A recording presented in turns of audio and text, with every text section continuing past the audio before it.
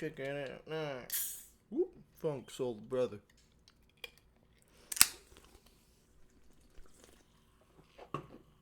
Right about now. Funk's old brother. Oh,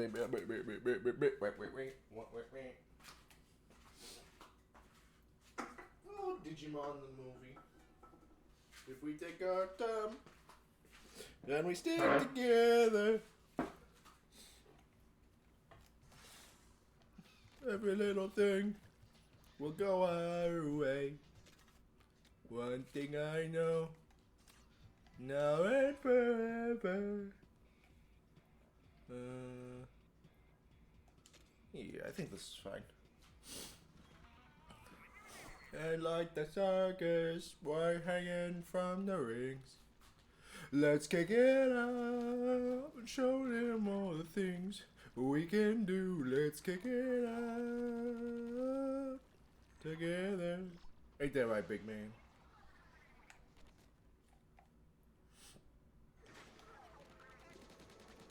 Right back into it.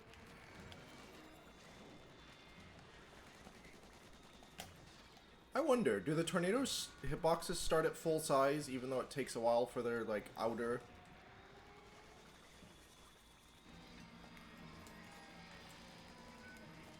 bits to materialize and get dense enough to look like a thing?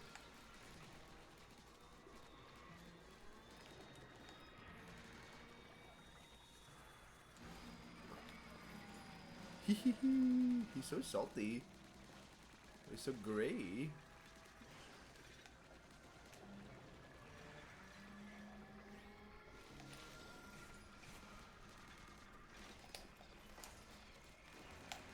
Ooh. That's the NATOs.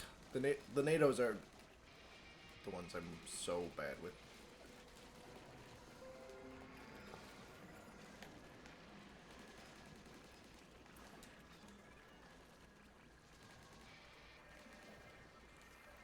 It's not just me, right? Like, they do not look fully fledged until they get a ways out, right?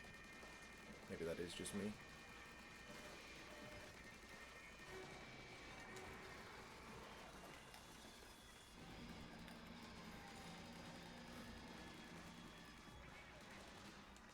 On his chinny chin chin.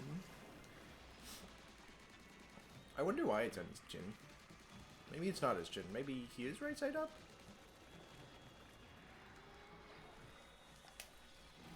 No, I don't think so. Yeah, no, his eyes are down here. I know some fish get their jaws in funky position, but like not like that. Okay, I was trying to think of why. Like why he looks so upside down to me, and yeah, I'm pretty sure it's just like the eye placement. Like, I can tell he is, but why? What detail is selling it for me?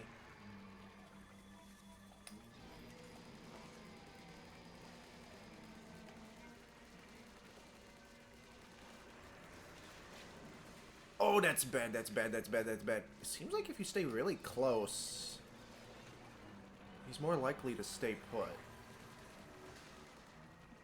For, like, multiple rounds in a spot.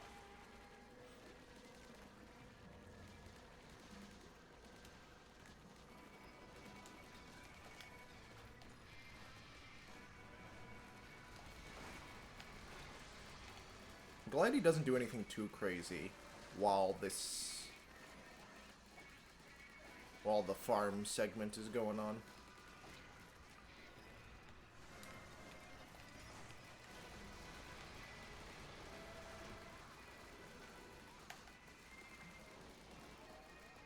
Because none of this is too crazy, right? I mean, he doesn't do anything too crazy. He just drops the stuff.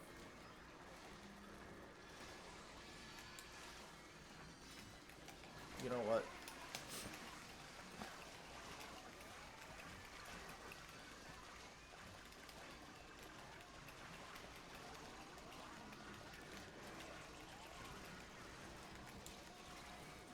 Boy, that's not good.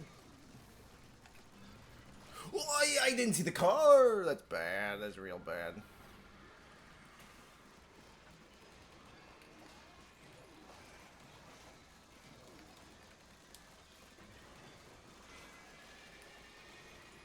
Hello, Moker. Ooh.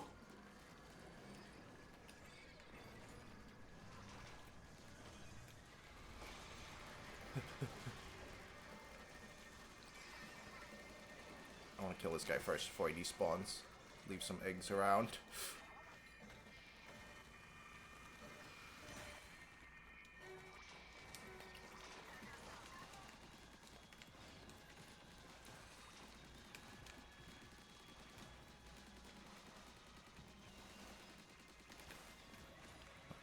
Okay. I don't quite have full big man meter yet. Back. Okay, stay away. Go in.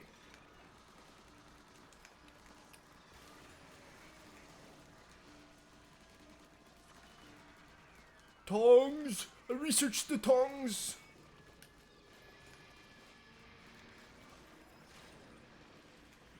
Oh, okay. Don't! Okay, so sometimes it seems like I can route around the tornadoes if I move fast enough. Sometimes it seems like I can't.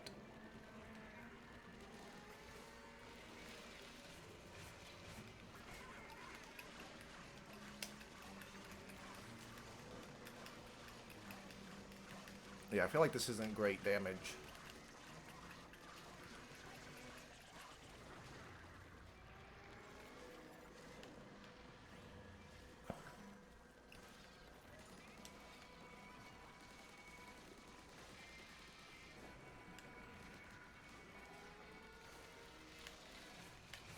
Ooh.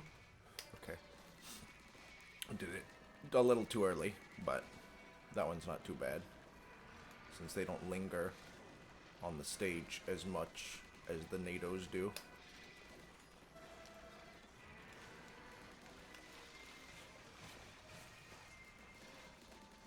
Shush!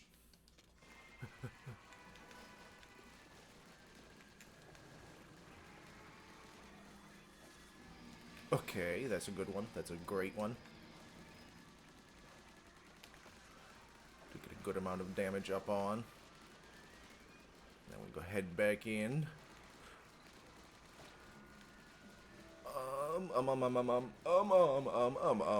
Okay. It doesn't seem like he does them based on distance at all. Because from there, he should have tried to killer whale me. Because I didn't. I was less in on him than a lot of other times.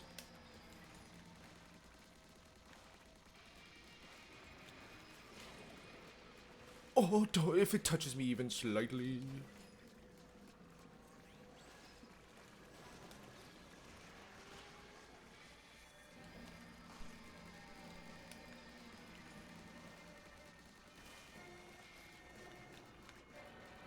Oh, we going gold.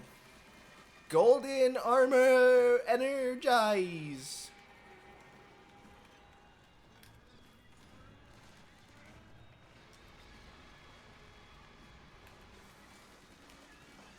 There's a big one.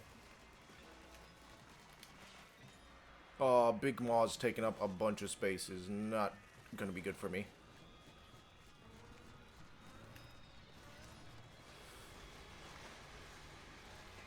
Okay.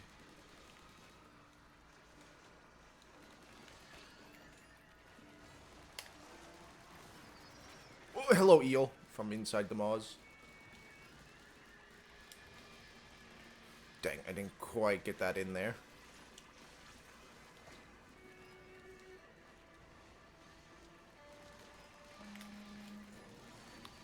Having the wider...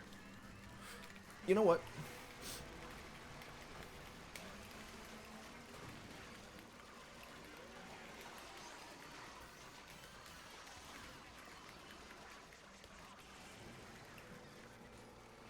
Having the,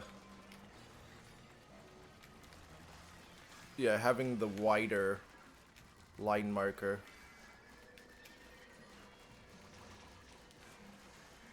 Whatever, fiber. I feel like is really nice for this.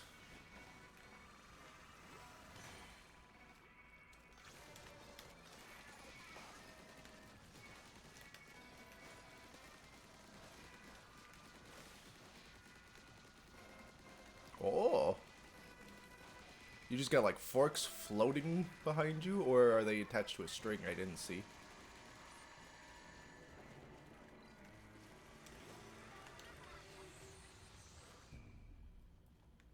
Oh, let's get the Sapphire of the Emperor.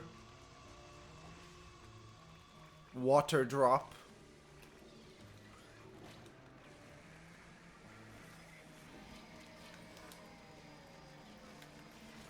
No. Yeah, there was a small fry in there. I should have thrown my second one.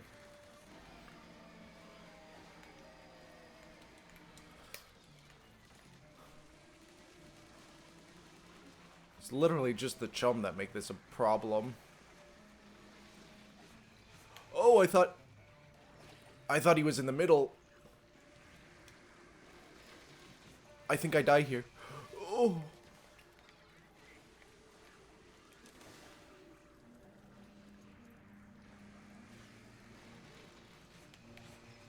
Okay, we recovered, we recovered.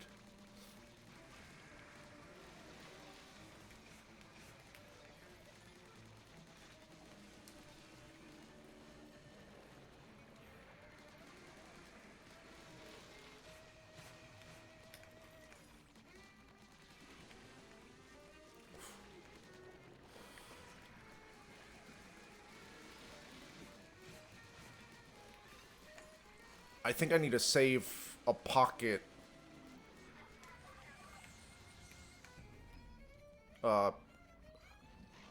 Shot pot at all times. In case I need it.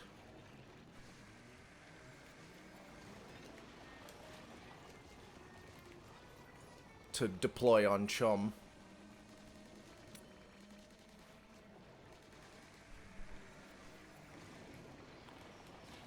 Ow. I'm gonna die. No, I died. I thought the tornadoes would be gone by then.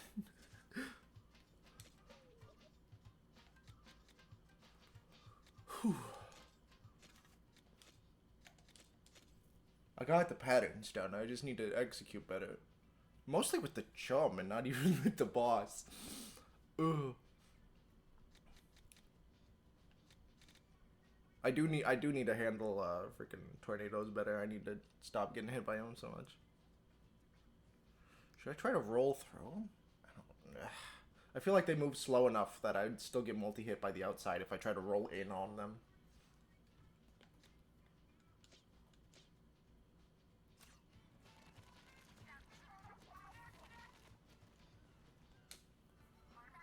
This hasn't unlocked new parts for me, right? For seeing this guy? No, okay. Vertical reflection might be nice for this guy, but I don't know. I just need good, what is it? Vortex damage up on this.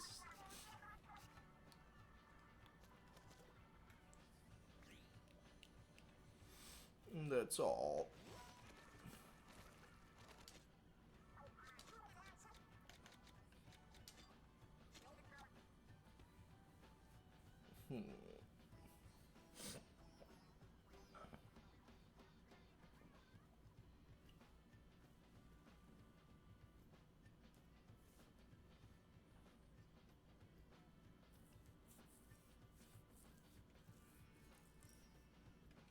Yeah, I don't know. I was caught up on that.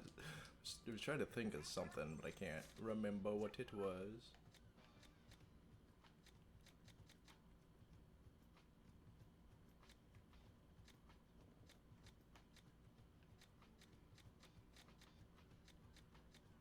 None of my Shichirines are primo, really. Why can't you fuse two of a weapon to make a primo?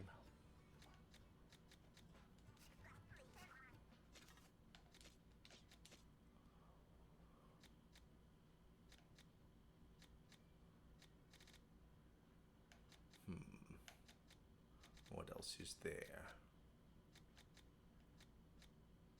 Okay, I got 2 dynamos. Neither are Primo.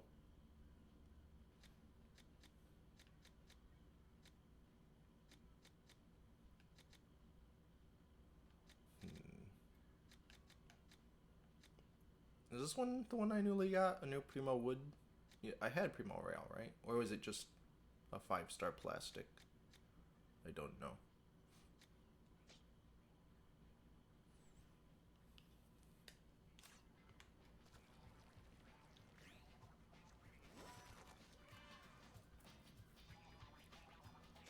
Should I take? I've been thinking about it for a while. I don't remember if I said it last stream, but I was thinking of taking multi-shot off. And possibly replacing or upgrading into something else.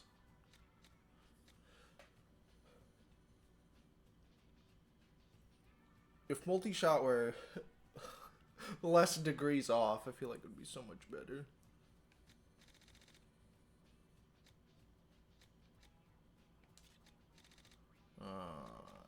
I don't have a good... Yeah, I don't have a good fire rate up. If I had a good fire rate up, I might replace it with that. Is lingering smell worth putting on it?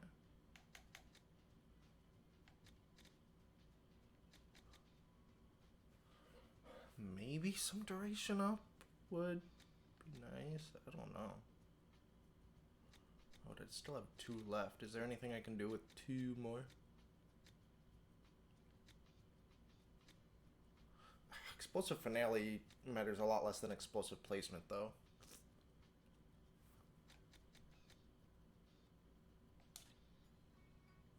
I still can't fit that.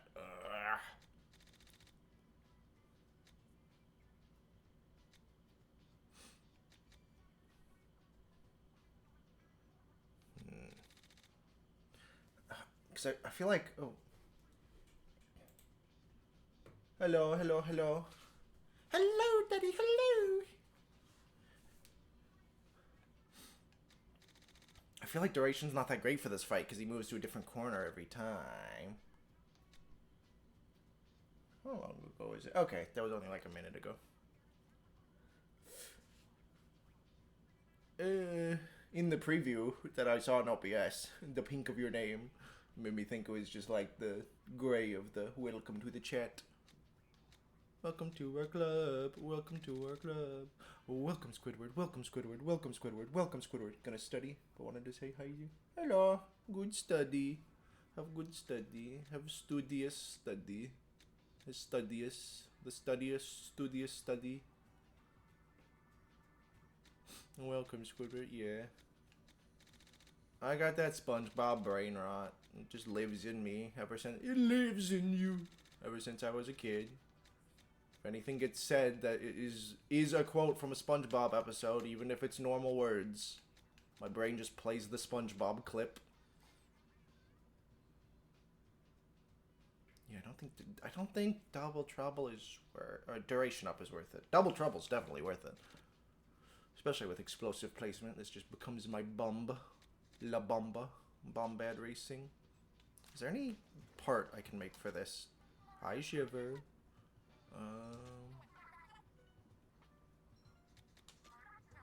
Why she sit like that? You live in the pineapple under the sea? Oh, chocolate, yeah. From, chocolate with nuts.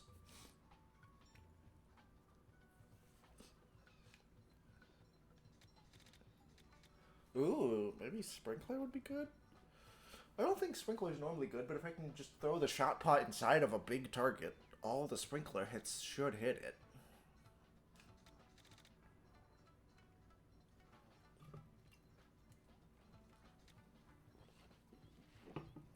Eventually I want a bunch of cooldown reduced, but it's going to take so many resources to build it all the way to the top, and it's not worth it at lower slots, like 4% cooldown.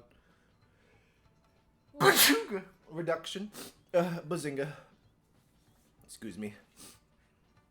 I'm not quick enough on the draw. I don't have like a little pad to quickly mute stream. I gotta go manually click it on OBS like a plebeian, so I never hit it in time.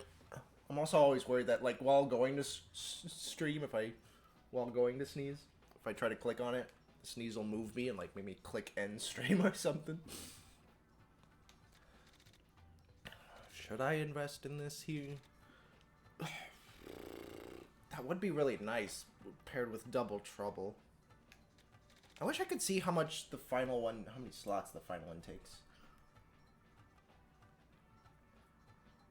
But yeah, you probably want to avoid looking at the stream too much if you're chilling and peeping.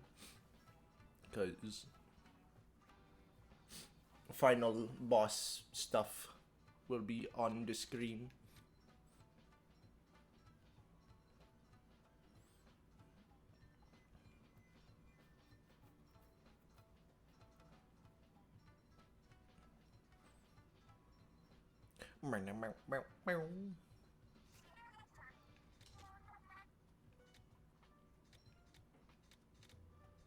Oh, why can't I make Vortex power up? Focus might be really good to single target a boss, but it's spawning all the chum, so...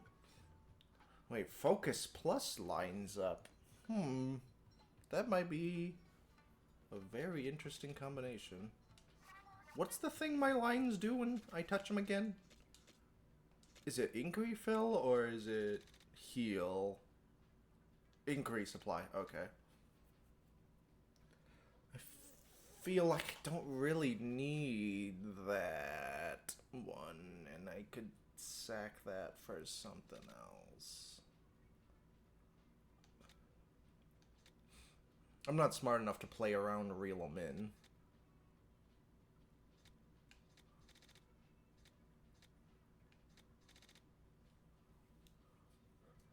My brain don't work good enough, fast enough for that.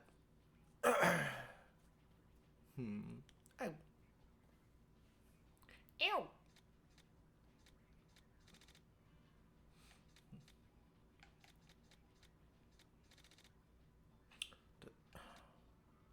I wonder if anything goes to 9 stars. Is there 9-star stuff in the post, or level 9 slot stuff in the post game? And I've been wasting upgrading the 8 slot stuff, because I think 8 is the highest slottage I've seen so far.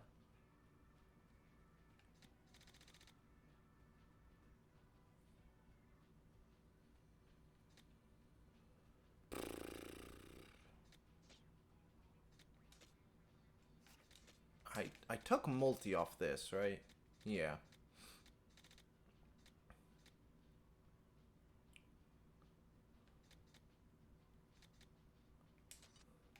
Is there any 1-star thing I can put in? There might be a 1-star thing to build. I know a few of them have 1-star mode switches. Nah, there's the 0-star auto trigger, but I do not want auto trigger. That seems more trouble than it's worth for... Oh! I can go help. I can get the daily bonus for being a good Samaritan. Hopefully get a good weapon or slot drop. Slot.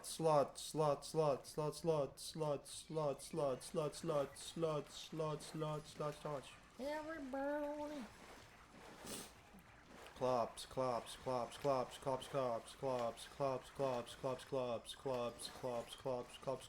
Every pony. Alright, I gotta ready up. Sorry team. Sorry Snow Crab and Ghost Crab.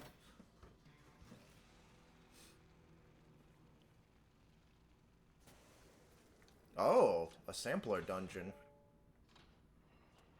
Okay. Oh, sorry.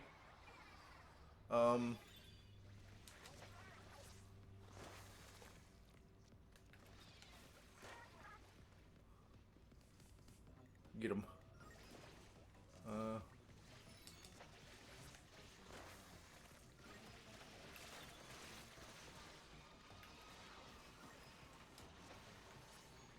This is gonna be so chaotic with 3 people. It's not gonna be hard, it's just gonna be extra chaotic.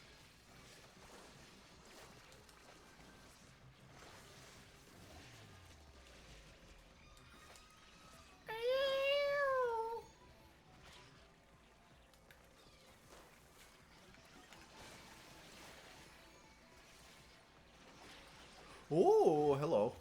Almost died. Oh, right. Multipliers. Ah, okay. He was gonna touch me, man.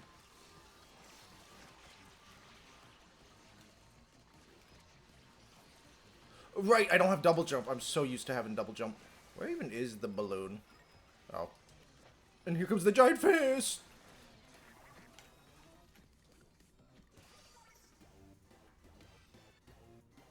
Yeah, me and the crab crew. Meow, meow, meow, meow, meow, meow. All level 50. I wonder if the... Wait, were they all running... Oh, yeah, it's the sampler dungeon. I'm stupid. Ooh, I got some of these.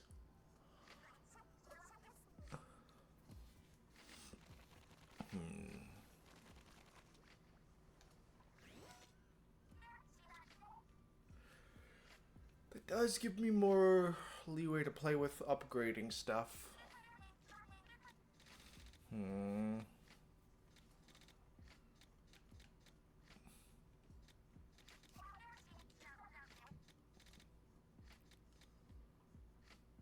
That saves me 2 slots.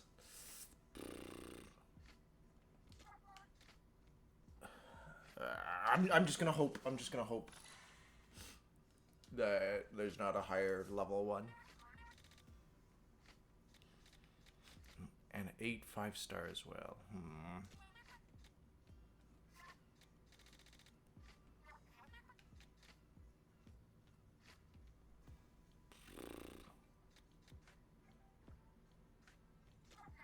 What if I just make a really strong pot shot? Shot pot. Drop top. Something, something, something in a... something. I don't remember. I don't know how that song goes. What if I just live on pot shot?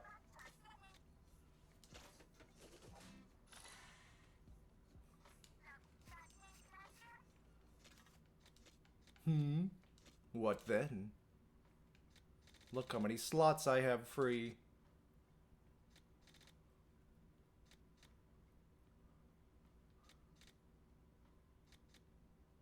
Ah, dang. Aw, beans.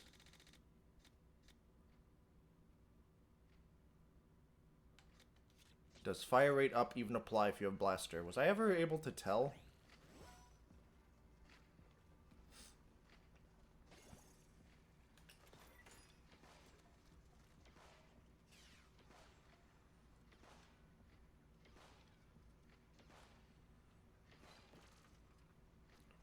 One, 5, 8.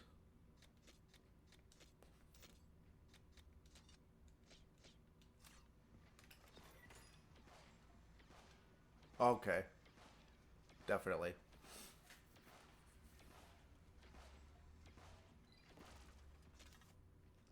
I think I might have just had a weak one if I first tested it and couldn't tell.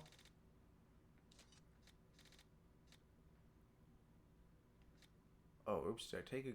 Actually, I think taking Explosive Finale off is probably fine to have more duration. Though... Is it like...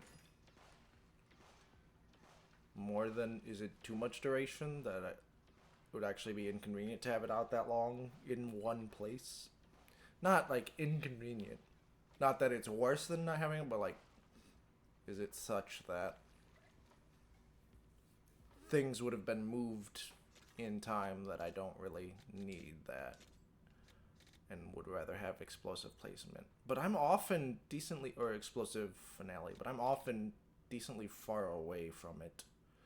By the time it explodes and whatnot, I can't, the things are too beefy, I can't stay around them to circle camp them, so maybe we do this. Also, my gun is so dinky. Can't get through chum, man. Should I upgrade it? I don't know if I should.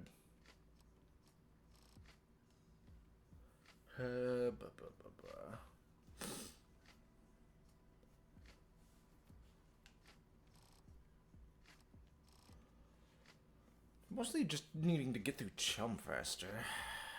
I think I'll just live with the weapon upgrades for now and see how it goes.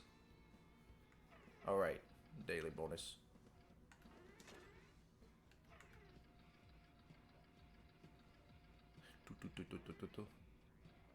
I can't tell if that's like more underneath or not. I wouldn't be surprised.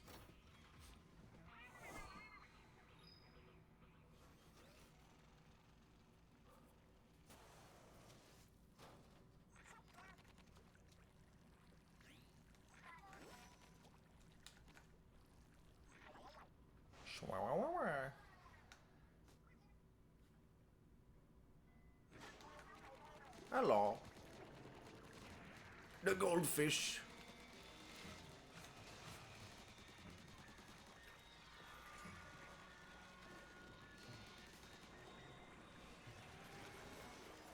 Sparkies are so scary.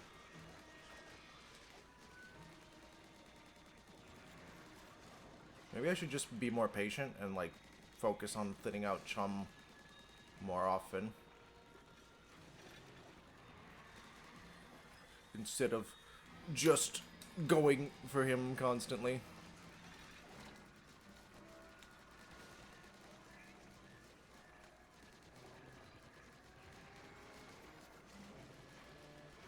Hearing the noises of all the damage over time racking up behind me.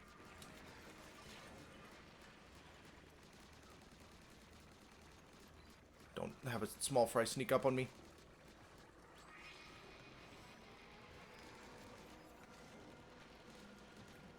Yeah, I feel like those get an expanded hitbox before they visually expand.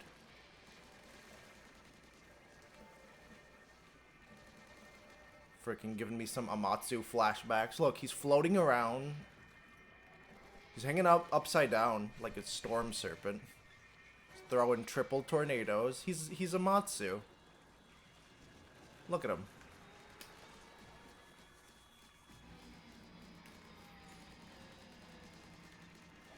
He's all fishy.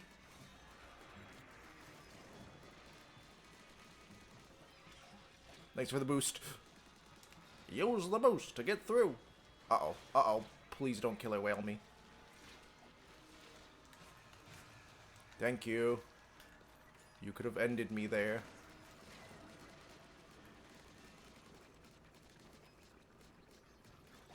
No! I didn't throw the shot pod in time. Dude, why do Sparkies take like 30 shots to kill? It's insane.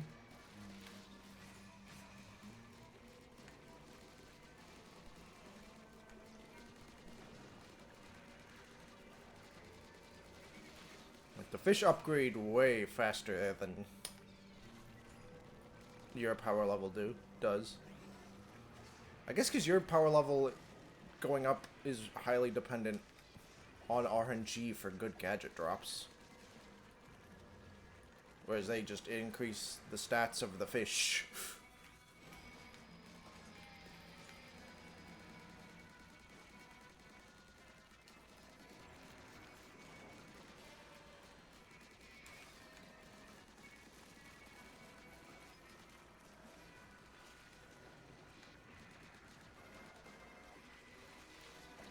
Okay. Dang. Oh, that didn't even reach the ground. I wasn't aimed down enough.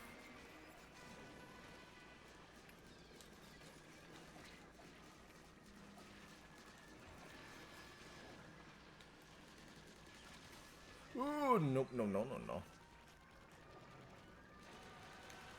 Okay, he's gold already.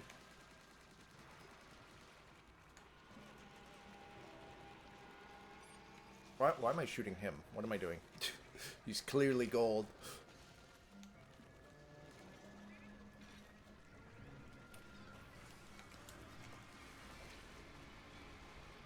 Okay, I don't mind there being lots of maws, because they at least don't stay in the way and block a bunch of space.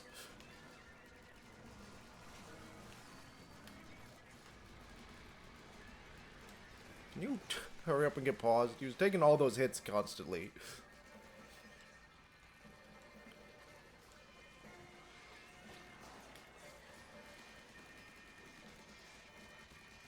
Alright, fine. You got me.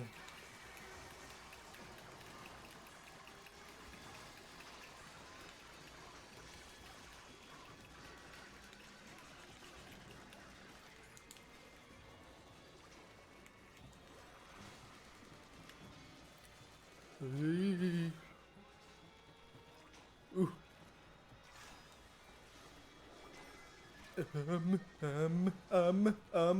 Die, smoker. That did kill the smoker. That killed the smoker.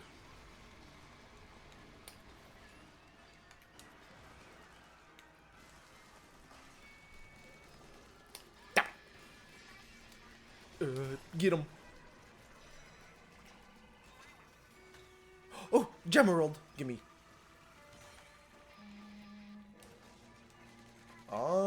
Okay, camera. That's not what I wanted. I didn't want bot hop. I just wanted to span yumps against him.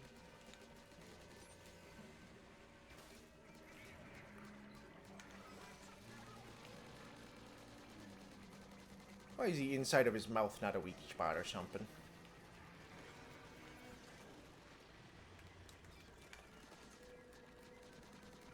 I'm gonna do another thing here.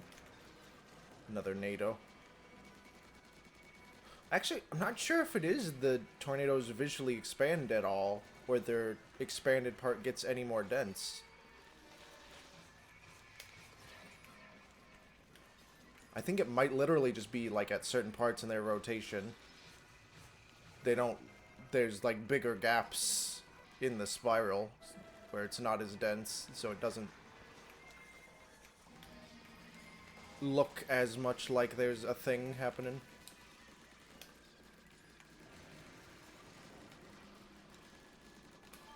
Shush.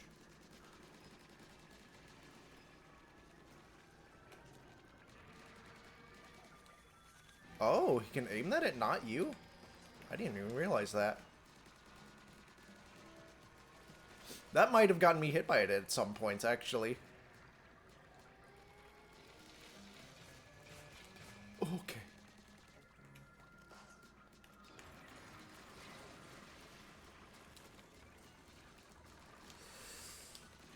No! That's so bad. I don't know why the tornadoes, like, absolutely shred sometimes and seem to only bop a little bit other times. Do you get hit by all three if you're standing too close? Do you get hit by multiple? Is that it? That might be it. Seems like tornadoes is his favorite one by far.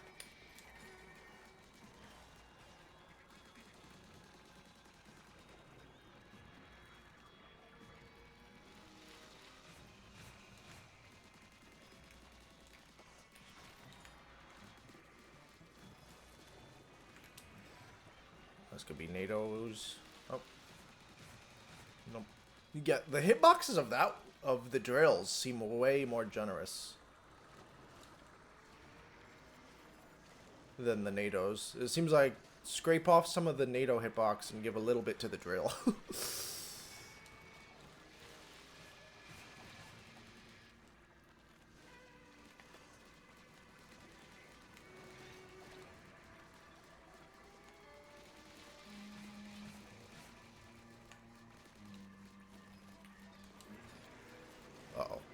Uh-oh.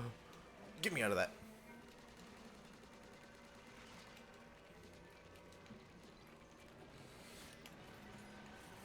Oh, he's just going gold again. Okay, I'm like, oh, what is this one? I haven't seen this one yet. Yeah, that smoker can get gone.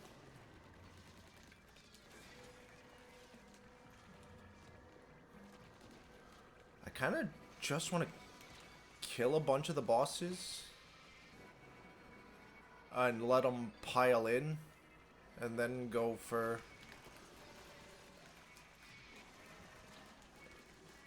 Yeah, I was gonna say, and then go for Big Man Super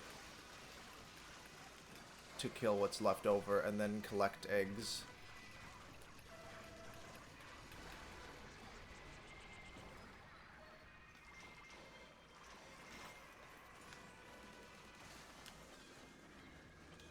Oh, that guy's gonna be so annoying. Speaking of annoying, hello.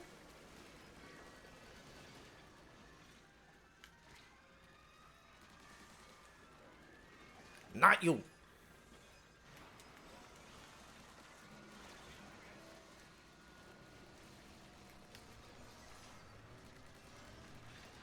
Who would have thought a chum type would be one of the scariest things in the game? Actually, you know what? Small fry. Often. We're annoyingly powerful in normal salmon run.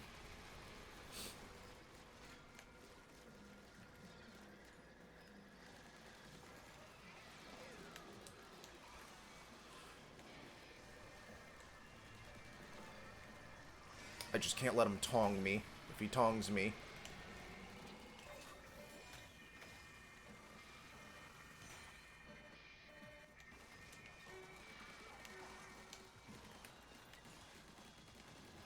Do not use big man here. Save big man.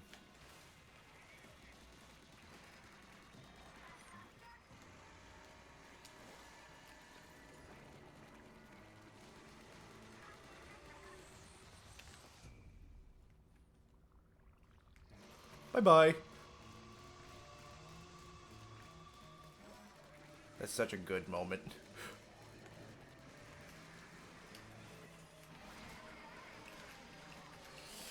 I should have maybe used this to get some good hits in when he does Salmon Fire of the Emperor, but I accidentally threw all my stuff because I didn't realize it was coming out of Big Man.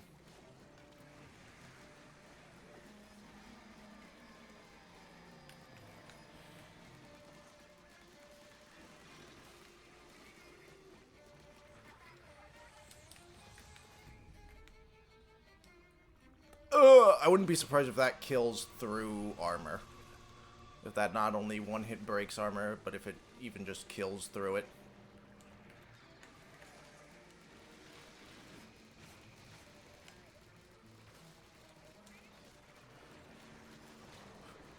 There's too many chum, there's too many chum, there's too many chum, there's too many chum, there's too many chum. Hurry, heal me, heal me.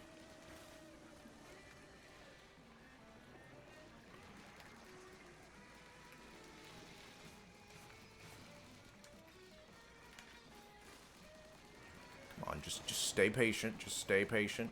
Don't lose your patience. Don't lose your cool.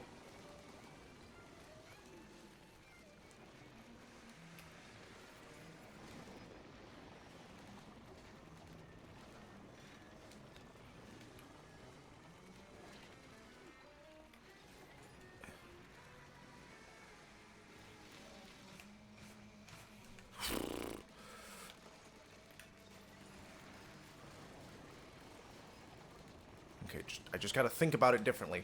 Think about the tornadoes as an opening to deal with chum.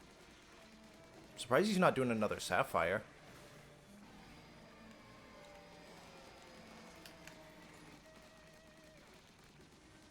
Oh, I was hoping he was gonna stay still and do another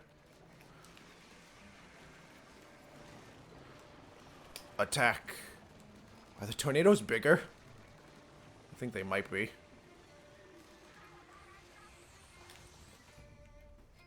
Don't kill me, don't kill me, don't kill me. You scary, scary man. Fish.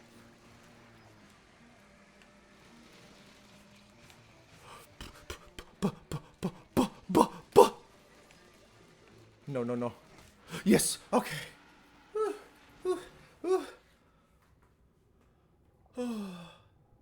Oh, is that like the, I don't remember the name of it. Is that salt shaker on his chin supposed to be like the, ooh, he gets orange crystal. Oh, my, oh, he mega crystallizes.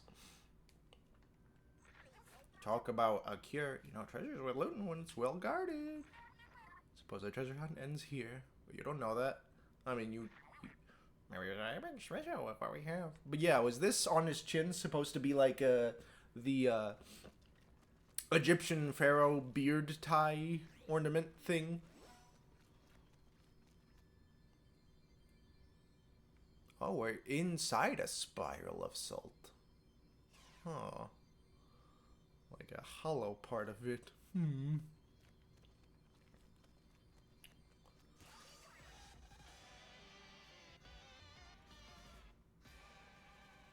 What was it? Played on kazoo? The next day. Hey, mechanic. Hey, well done, Lord, your trainer. Setting sail for Splatsville. Let's go.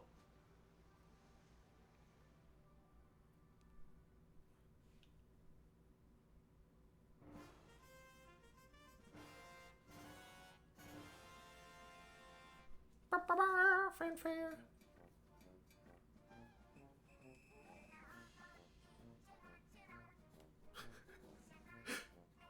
I love the superfluous beauty one.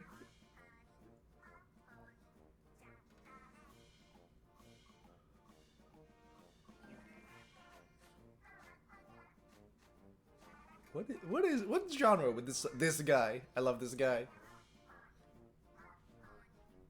Absolutely out of his gourd. What genre would this song be? I dig it. Some rinky tink.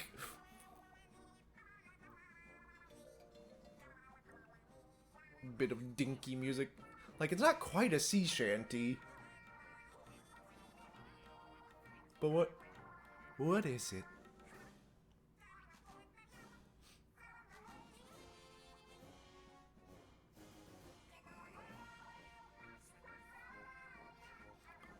Just a little, like, an adventure song.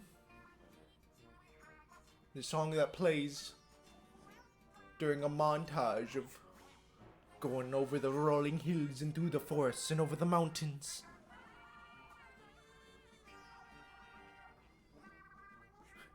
The music instrument.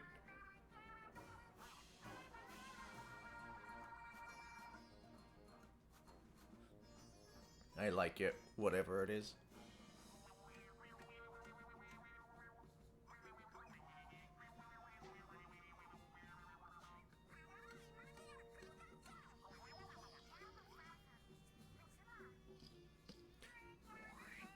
I wonder if any of these songs have lyrics. I didn't think to check. But like, Big Betrayal and Three Wishes have lyrics.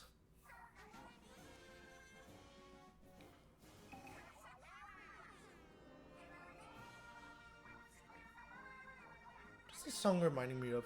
It's reminding me a bit of I'm on my way. The Darwin song from Gumball. Some about it. That's probably why I got the adventure montage imagery.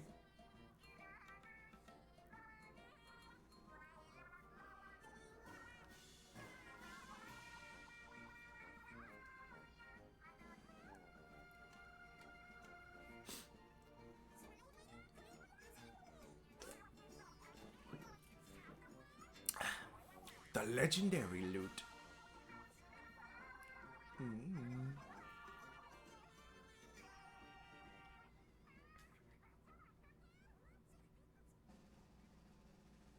Where do I get the rest of the parts for the unfinished loot from, though?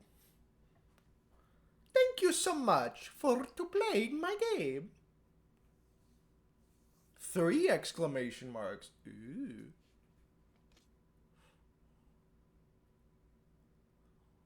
And thank you, the player.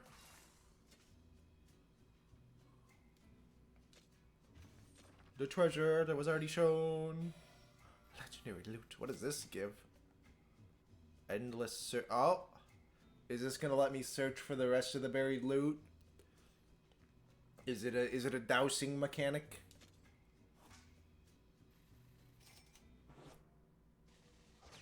Splatsville's savior. Gazillionaire. Bazillionaire! No record! Wow! Incredible! Sparkling treasure with a lingering scent of salt, kept deep within spiralite islands. Its divine beauty captivates the viewer.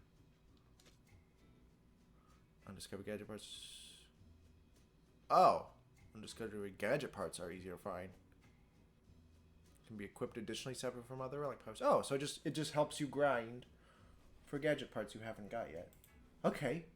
But how do I finish the relics that haven't been finished? I've gotten every listed treasure from every... Is it gonna come... Is that... Am I gonna get answered shortly after pressing A here? Is there gonna be something that... It's been forever since we cut loose in Splatoon. Might have gone a little overboard, actually. I'm glad everyone seemed to be doing great. Double glad they were happy to see us. And yet, here we are again. It's true that we're still in a loot now, so there's no real need to be in the Splatula Island. Or Spiralite Islands. Splatula Islands. They annexed them. So now they can tax the fish. Life's not all about what you need. We can still come here for fun every so often. Decided to drag you along for the ride, mechanic. Wouldn't just be the same without you. Why don't we fly here? Why don't we put a helipad somewhere? Because I'm apparently a helicopter pilot, right? Yeah, you're our bestie. We've got a permanent invitation whenever we come out here. Oh, you've got it. You can do whatever you're in the mood for. Hang out on a hideout ship or hit us any island we feel like. That's the thing. Like, it feels weird that they keep you named mechanic in this game instead of letting you put your name in. I get that Splatoon normally does that in single players, but it kind of makes more sense with agents because, like, you're military members working covertly and you're not... It's kind of just for business. You don't... Callie and Mary never really seem to be like, oh, we're, like, really friendly with you now. You're a pal. It seems to be business. You're there for the reason and stuff, but... Deep Cut keep talking about how they like you and you're part of the fam now and whatnot. But they still just keep calling you mechanic. So it feels really weird here. Because at least with agent, you also get a number. You're not just, hey, agent.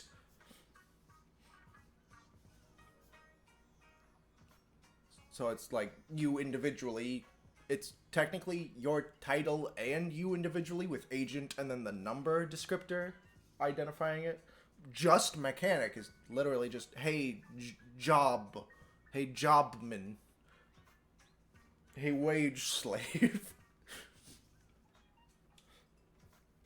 It's weird. I wonder, does mechanic get like a specific title or honorific in Japanese or something? Like how there's doctor and professor and stuff in English? Do mechanics get their own thing in Japanese, and that's kind of where it's coming from, and it's like calling someone doctor? Do whatever we're in the mood for on the hunt ship, or hit up any island we feel like. Spotlight Islands are our oyster. And that's that for now.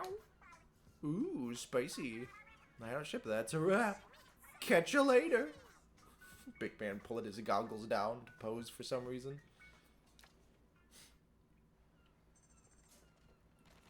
Why does a big man swim with the sharks and eels? He's got his goggles on. He can do ink, but does he also dissolve in water like inklings and octolings? Because jellies don't, but jellies also don't ink. Oh. Huh? Oh, yeah, okay. Oh boy. That answers my question. Oh boy. Golden forever.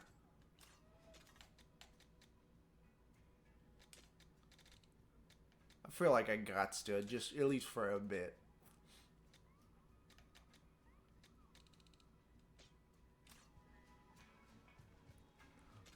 Where's... Yes.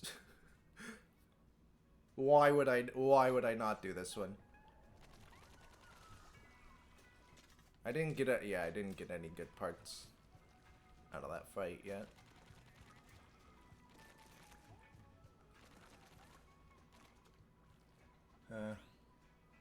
It does not stop at 100. Nope, just there's a special boss at 100, and then it keeps going, which makes sense because like all the relics aren't 3 stars. Here's a 2-star one. Here's a 2-star one. Here's a 1-star one. 2, 2, and they seem to stop at 3. So it'd be weird if they just randomly cut off some relics at lower power levels. But nope, does not stop at 100 apparently. So hoo boy. I wonder if there's another secret boss after all this. But at least now with this, at least I'll be getting better gadget parts more reliably. Even if they're not better, they'll at least be, it'll be new ones more reliably, which will eventually filter into being better ones more reliably after I get enough to fill out all the garbage ones. Ooh. Are there new parts I can develop? Because I think there were some parts... Okay. I think at some point you do develop new upgrade parts and not just when you unlock the ability to forge them. I think I remember at one point seeing new ones show up.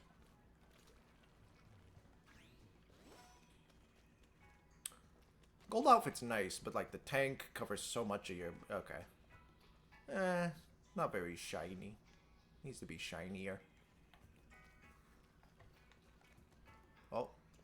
Is that in the horde? Yeah.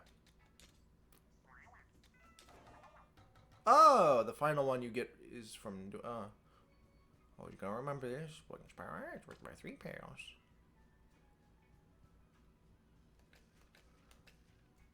You know what? I haven't read any of these yet. Maybe it's time to... Islands are upper over the appearance of mysterious islands due to a seismic shift. These are the fabled spiralite islands said to have sunk into the sea long ago. Investigation plans include the dispatching of a survey team just as soon as the team leader returns from a vacation. I think that was the one they were pointing at from the intro of how we know to go here.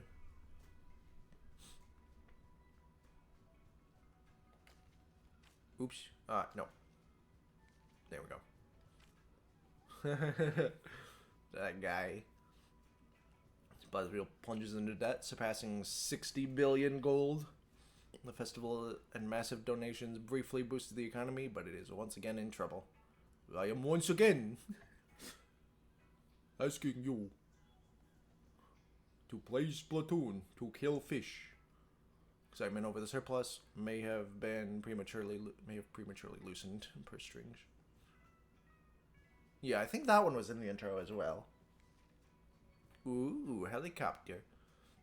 No helipad? No worries. We provide ace pilots, custom aircraft, and professional delivery at the lowest prices. Fast flights for fresh fries. Gima Aviation. Oh, that's who we work for? But why is the no helipad not a problem? Why is that part of it? Wouldn't we still have needed one to land? Yeah, our helicopter doesn't seem to have any landing gear to touch down on. That's weird. Maybe it's made in such a way it can land on the water itself like that and doesn't need the little pontoon skiff thingies. I don't know. Oh, the license plate we found at one point.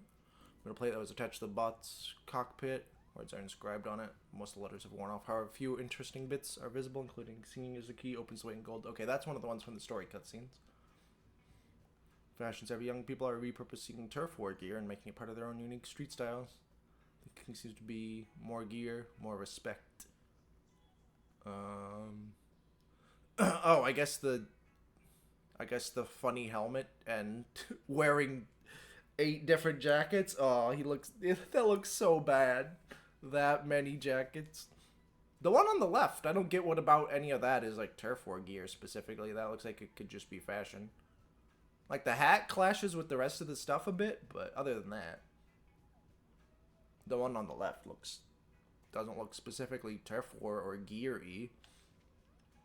Ooh. Oh, they have the constellations in here. Projected on boatload temple. Top of the tower-like structure shines brightly. Oh, and this as well. Familiar hairprint long ago when Samus raided Splashville, they stole the special heirloom from Fred's great-great-grandfather. It's an Onaga clan hairprint that looks like a spatula.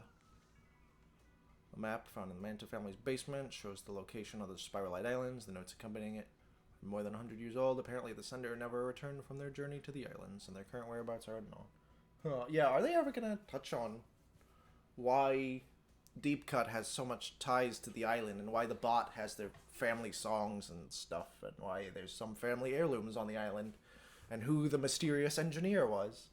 I feel like the mysterious engineer is gonna be like, oh, the ancestor of Mechanic, to tie all four people in the present to the people in the past. And, like, they had a similar relationship to the clan families and whatever, so that's why it has the bot that they made has the songs and whatnot.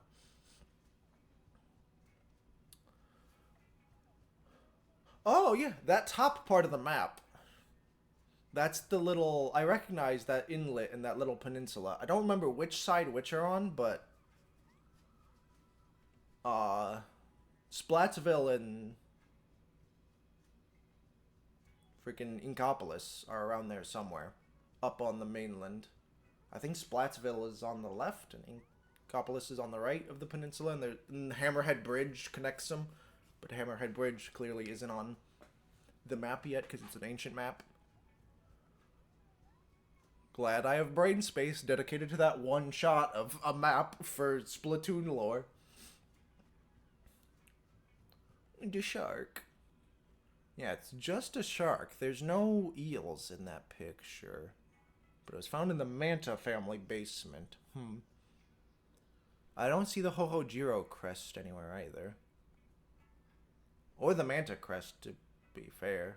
There's just a shark, I guess, which is associated with Hohojiro clan, but also could just be a shark. Also, mantas are closely related to sharks, so I guess there's that. Oh my... Ooh, that art style. What does that art style remind me of? Oh, I have like a book of folklore monsters from a kid, from like a scholastic book fair, that was about cryptids and folklore monsters, and it had a very similar art style to that. And like the Hopkinsville Goblin. And things like that. Oh, that's so good. Oh, is that their relative size compared to Inklings and Jellies down at the bottom there? I thought they were shorter than Inklings. I didn't realize they were that massive compared to Inklings. I guess it's hard to tell in third person. Have you heard the rumors about the strange salmonids? Apparently they have crimson scales and violent tempers, and they're just lurking out there somewhere. Are they truly salmonids or some new unidentified creature? Anyone with information, please contact the editorial department right away. Oh. So they are like a cryptid. The salted versions. Yeah, they're showing a normal one to the left there. Okay. And they got like newspaper Bigfoot shots of it on the right there. Huh. Neat. What is that called? The Red Salmonids Legend. Okay. Waterfront signboard. No. Sign advertising reserves stay out of nearby water. Seems like it's for salmonids who don't swim well. He's got a little spoon. Constellation Spiral Tower. Projected in Stonovan Temple. A tower can be seen in the center of the spiral. What is this? Salmonid battle music. Salmonids of the Spiral Islands sometimes use music to get into a fighting mood, especially fresh bands. And tunes drive the brave warriors in a battle to protect their territories. Music also seems to increase the appetites of invaders. Oh. This isn't Omega 3, is it? Because how would Omega 3 have gotten here? I don't remember who makes up Omega 3, but I don't think it is just all Salmonid, right? There's Inkling and Octoling in there, and they're like inspired by Salmonid culture or something, and not just our Salmonids. Because, yeah, how would... Though I guess if Omega 3 were Salmonids, they might know how to get to the Spiral Islands. I don't remember. Who's that bottom right guy? Is that even a Salmonid? Looks like a freaking goofy Zora. Star and Salmonid mural. Ooh. They look like, they almost look like peacocks. Like, trying to think of what cultural style that is. Is that like ancient Indian art depictions? I believe. Maybe Middle Eastern? Middle East, Near East style? Salmonids gaze up at the starry skies with yarning intensity. Oh, Here they are pointing at salmonids in space some more. That's not the first time they... Oh, hey. Salmonid evolution. About 12,000 years ago, a natural disaster brought about the extinction of most living organisms. Oh, did they ever list the timeline of the... of the cataclysm that wiped out a bunch of the life in the Splatoon universe before? And is that the exact... Wait. Yeah, that would be the one that... Would it be the thing that sent humans down to Alterna? Yeah, because it wouldn't be the, like, Alterna... anything happening in Alterna.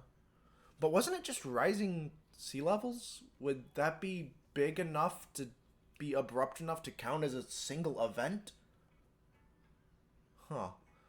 About the extinction of most living organisms. However, some marine life survived and thrived due to mutation. Recent theories suggest that salmonids are likely a species that rapidly evolved to adapt to dramatic environment changes. Yeah, I mean, they have open niches now. 12,000, that has been a while. Yeah. There's a lot of stuff in the Splatoon 3 story mode about... Because you get, like, human logs from a human society of, like, their last outpost that they were using to keep themselves alive after a bunch of big shifts have been happening with weather and rising sea levels and whatnot. So, they've touched on it a decent amount before. Oh, they got a coelacanth in there. Is that supposed to be... Is that a Dunkleosteus down there? Is that Succubombapsis? That might be Succubombapsis! Between coelacanth and Dunkleosteus. I think that's Succubombapsis. Succubombapsis was a plate-headed fish, right? It was one of the prehistoric armored fish, right? I think they got Succubombapsis in here. And then they got the hookbill salmon and the ones cherry salmon below. Oh, and they're showing it. They're showing it hunched. Learn to be more upright and hunch forward. I don't know what that one with the scribbles is all about. The scribbles and scratches in the middle. That purpley one. Ooh, there's a flowy one. And then there's one doing a handstand. And then there's that big gray one. And then there's a normal salmonid. Huh. Wait, they're saying they hunched over first and then returned back to a more normal... They split. After hunching over, they split into going back to normal and then becoming a salmonid. Okay. They're circling the point at which it diverges into the purple one and the flowy one. Why? Huh. I wonder if that can actually be translated, because I know there's actually multiple forms of salmonid alphabet. Or inkling alphabet. And I don't know if they were ever all fully discovered. Constellation of the three-headed monster, projecting in Kula Temple. Depicts a frightening monster with 3 large heads. Ooh, a love note. Message in a book. The drawing at the bottom. Dearest angelfish, please forgive me and my bullheadedness. I can't bear another day without you. Life alone is dull and disappointing, like toasted seaweed that's gone all soggy. Tactically yours, Ichabod. Is Ichabod from... What is that from? Is that Moby Dick? Was there a character named Ichabod?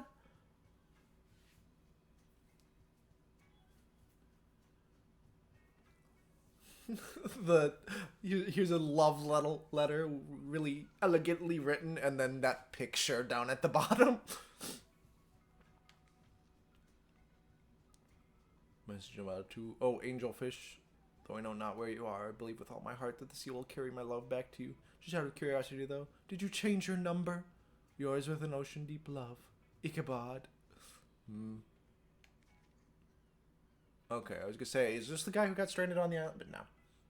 This is just some modern... Oh, yeah, just random messages in a bottle washing ashore on this island, yeah. Modernly, I guess. Because it's like, oh, the picture of him holding the dead salmon. My sweet angelfish, it is decided. I'm turning over a new leaf. I've taken a part-time job. Training begins today. Once I've saved enough money, I shall set off on my journey to find you. Wait for me. I probably won't be stopped. Yours in the labor of love, Ichabod. He started working for Mr. Grizz, the Sam Monarch. This ruler wields great power over the Spiralite Islands. During festivals, Samnids typically parade throughout the realm before opening the gate that leads to their liege, then offering Spiralite in tribute to the golden power egg. Oh, so they give him their salt power. Throughout the realm. The realm of Spiralite Islands, or are they talking about why the glowing rays from the sky cause big, big runs?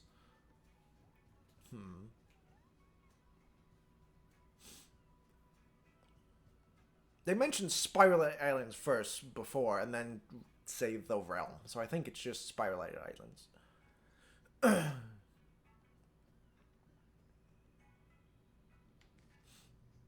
A name erased. Ooh, wait, isn't this the Hohojiro clan emblem in the back there? The big blue stamp? He was a family with a free thinker who loved machinery, said that this nonconformist went far away without permission, and learned dangerous building techniques. They were exiled because of this, and during the fallout they disappeared without a trace. So, mechanic. The old mechanic. So yeah, they might have been part of the trio of clans. There might have been a quartet of clans. Okay, I might have been right on that. I mean, it wasn't that hard to deduce with... Oh! The picture. But yeah, it wasn't hard to deduce with the bot stuff they made mention of in the story. That wasn't, like, special hidden lore. What's left behind. This bundle of paper was left behind in an underground storage area. The letters contain the writer's sentiments about friends and family back home, as well as regrets about not passing unique skills to the next generation. Perhaps this included photo brought to mind better days with loved ones. So there's Manta clan. There's an Octoling and an Inkling, so that would be Hohojiro and Onaga. And then there's the bot there. Wait, there's an Octoling with the big wrench, though. So... No, because you can play as either as the mechanic. Though, maybe you're not actually passed down, because it says not passing unique skills to the next generation. So maybe the mechanics line ended with, when they got stuck on the island and the other three made it out, and you're just a new mechanic in this game who happens to sing Splatoon characters in those proportions is weird. Oh yeah, I didn't even realize. But yes, a lot of the lore stuff, when showing stuff about the past, shows them in normal human proportions. So, Inklings may have gotten more squirt over time.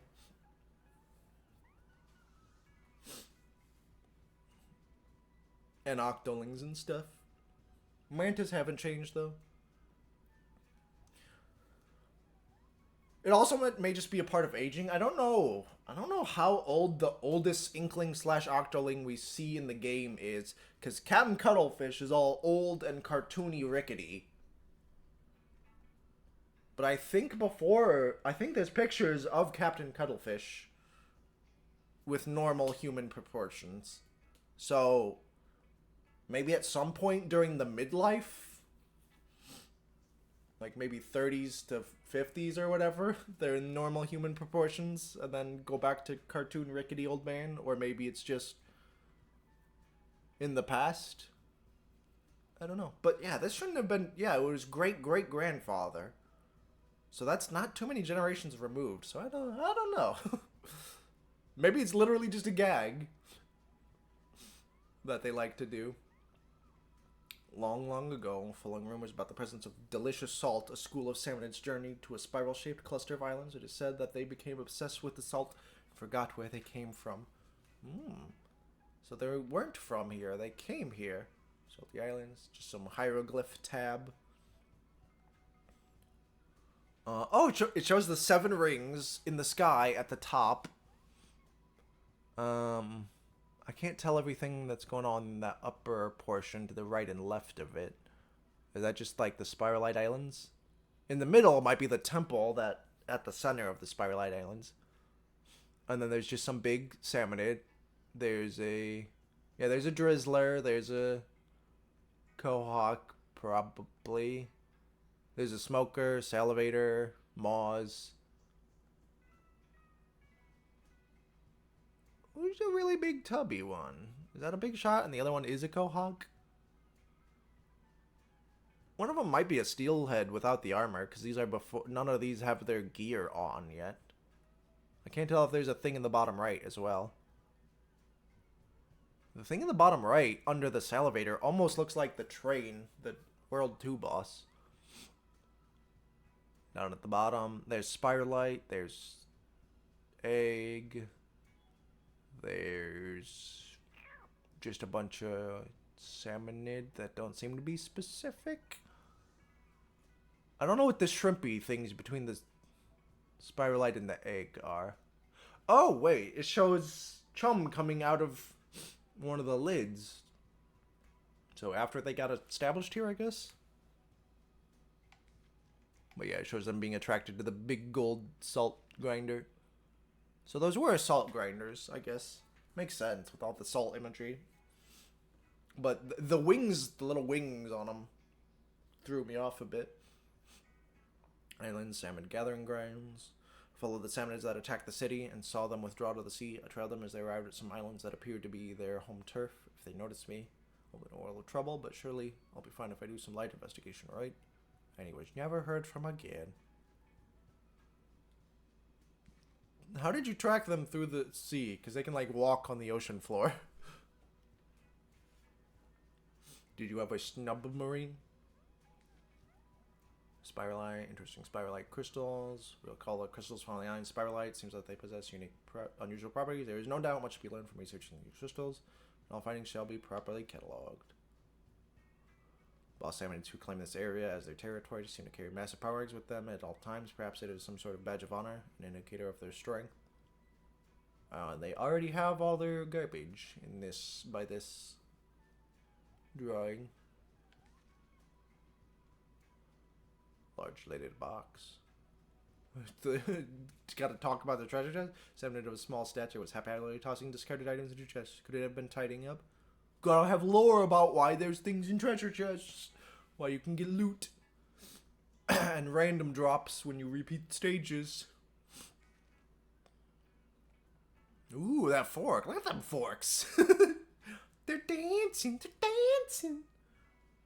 No clue what the big objects are that I can see on the sea.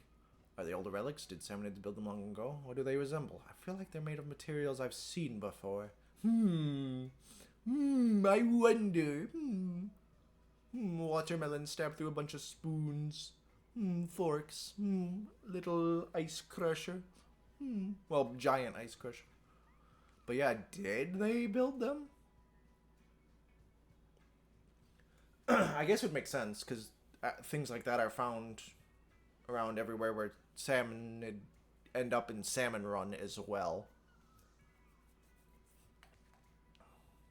Oh, some of the plants. Vegetation survey.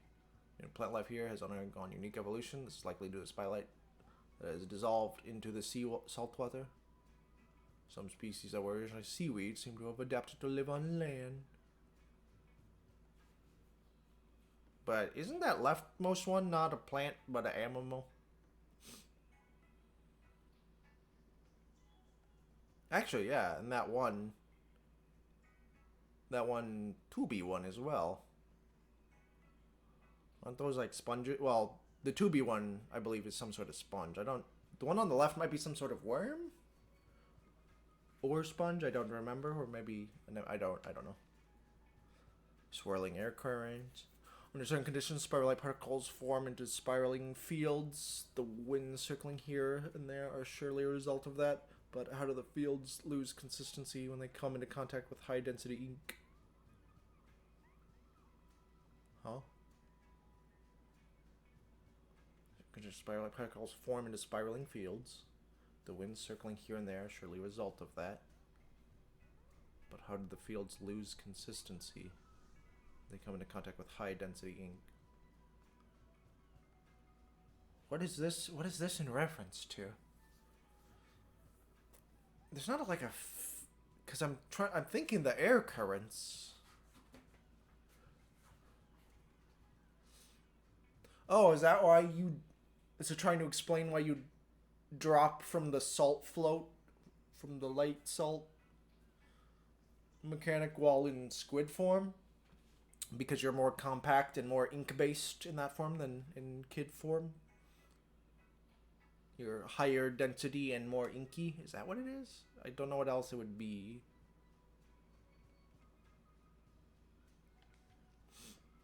Oh, the spiral basalt. I love the look of the spiral basalt. It's so cool. I love when things use the freaking hexagonal basalt stuff. It's such a look already, but then spiraling it looks so good.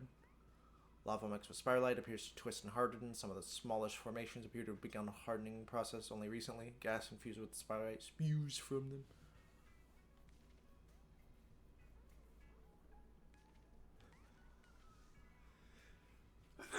Excuse me. That was coming on. That was why I was so quiet. Twisted lava. Salmonids and spiralite. Spiralite seems to enhance the physical abilities of the salmonids. The fact that so many strong salmonids inhabit the air is most likely a result of spiralite exposure. The white crystals on their bodies, while apparently not a style choice, do seem to indicate their strength. Yep. The more salted they are, the more seasoned they are. Nice like material forms in areas where the seawater has high spiralite content. Though not as cold as it appears, its surface is slippery just the same. I want to examine it more closely, but it's dangerous. I would need some sort of anti-slip device. Sharply sharpstone. So it's like a salt. It's an ice salt. Salt ice. I'm trying to think if there's a real world equivalent. I guess there's like brinicles, where things can flash freeze because of the like salt content keeping the freezing temperature. So elevating the freezing temperature, making it harder for it to freeze. But no, but it's not as cold as it appears though. Huh. So that would be the opposite. Unless, does high salinity ice, is it not as cold because like it expends more energy to flash freeze it all? So it creates more heat energy when it happens or something? I don't know.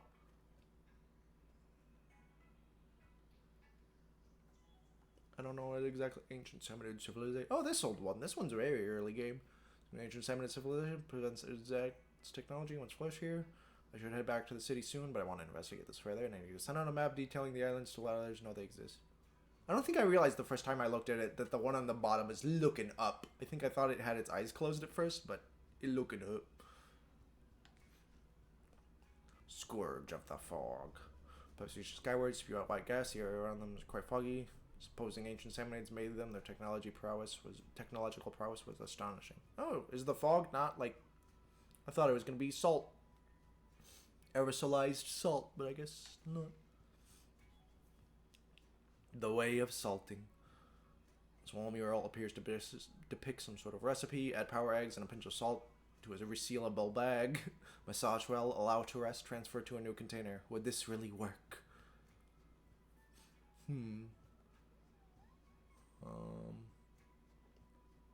Yeah, there's eggs and a fish. Put eggs in the bag with salt already in it. What's the little chef hat looking thing? Is that supposed to be the salt?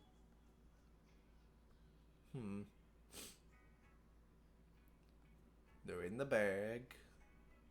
They're in a jar now? Oh, that's a sun, so wait. Oh, the one with the flippers is like massage, I guess? And then let rest.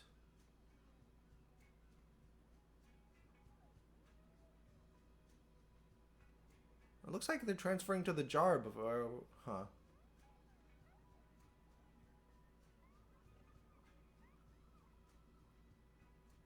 Whatever. And then there's an egg getting scooped out, and then there's 3 eggs. Like the Sam Monarch having 3. Star projector. Oh, I don't think I realized that the star projector is also made of salt grinders. that I now do. It's got all the eye motifs on it, too. What did the ancient Samanids have in mind when they created this device? It uses high-purity spiralite to project images of starry skies on ceilings and walls. It seems to only be activated on special days like festivals. But the festivals are activated by the clan songs. Also, spiralite can emit light and concentrate it, I guess, like a lens as well. Ruins in the sea appear to be a complex that can only be entered on special days, and only by Samanids who have completed some sort of training. I saw a large Samanid enters in droves, carrying something that seemed important. Perhaps I could get a peek inside if I was sleekly tag in after them. It wouldn't have been the super ultra mega power egg, right? Because that's just like too big to carry, and you couldn't carry it into any of the buildings, and how would you even lower it down?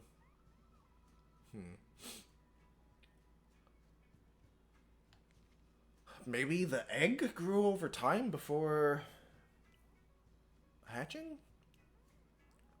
Something terrifying at the center. Drive Samanids mad. Gold. Must not let Samanids near. Stained page. What is that a picture? Those pictures of on the right.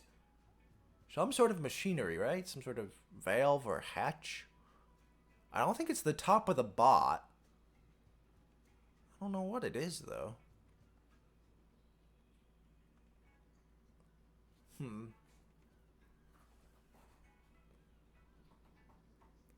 It's not the opening at the bottom either of the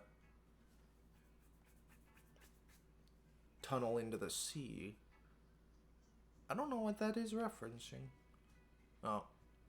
Underground preparations. Here's the bits.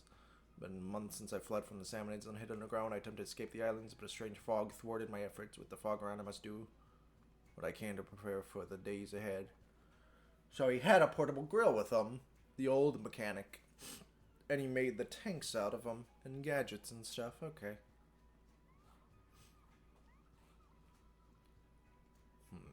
This one has me curious of what that is, though.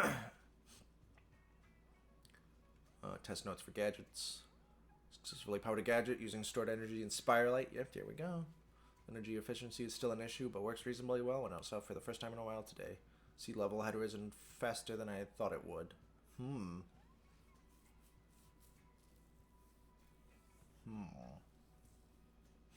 Oh, because the islands sink.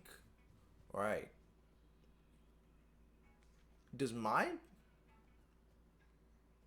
shot pot have a spiralite thing? So before, a bunch of things were powered by power eggs, but now it seems Samanids use spiralite. There's a burner. Oh, on the tank. Oh, it used to. Okay.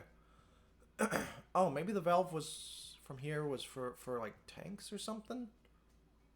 I don't know. The thing on the top right is such a specific shape. Energy conversion and high purities, spiralite, temporary physical enhancements tailored to user. Fog still hasn't lifted. Temporary physical enhancements tailored to user. Oh, the tank buffs? But those are tailored to the tank, not the user. Are they talking about relic power? No, they don't mention anything about relics. Bot detail. Here's the bot. Yeah, no part of this bot really looks like the valve in the one. Equipped with seaweed stem stabilizer to ensure passenger safety. Embedded autonomous control system mandatory. Minimal manual controls. Rejecting thruster base fight in favor of strong leaps to fixed points. Okay. Gotta explain why it can't just hover everywhere. I remember somebody pointed it out, and now I can't unsee it, how freaking Toriyama the bot is. Because it's so squat and round and stubby and has like rivets everywhere and plates riveted on. Unfortunately, this picture doesn't do a good job of showing it, but when looking at it, underground training facility. I've done my best to turn underground caverns into prototypical training facilities. The bot must remain stationary in the mechanisms that activate each area. Oh. But that's a good thing, isn't it? Makes it so I have to train without relying on machinery, which is prone to rust in the given conditions. Oh, with all the salt in the air and the water. Yeah, and rising water. Okay, so the bot is the key to the sampler dungeons. And the sampler dungeons were made by the engineer. Okay. So that's how sampler dungeons exist. Oh, final notes. Installed some locks, but I've probably only bought us time. I do believe the map I sent out so long ago has made Splatsville to unknown seekers who may come here one day. I hope you can use what I've left behind. All that I've left behind. Oh, it really is? Yeah, hold on. Yeah, look at it. It's so round and bubbly and all the rivets on all the parts.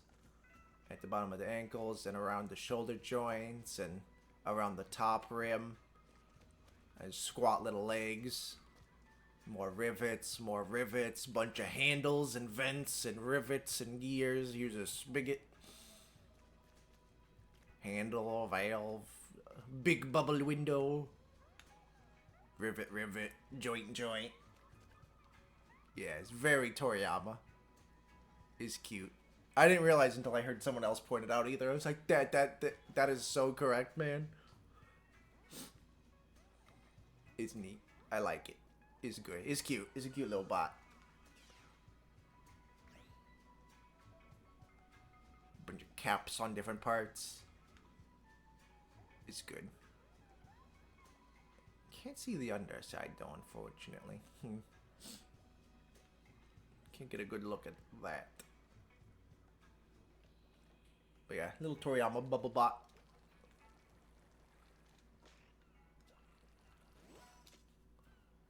Oh, oops. Wrong thing.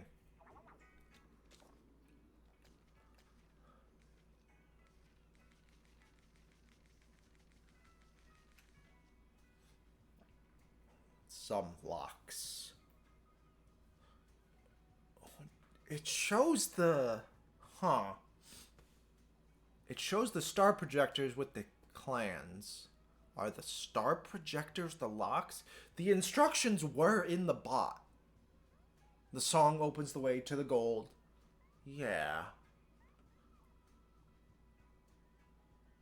So those might be... I was thinking maybe it was the golden steamer pan pot or maybe the locks, but... Because those also have burners, but this shows pictures of the projectors with the clans.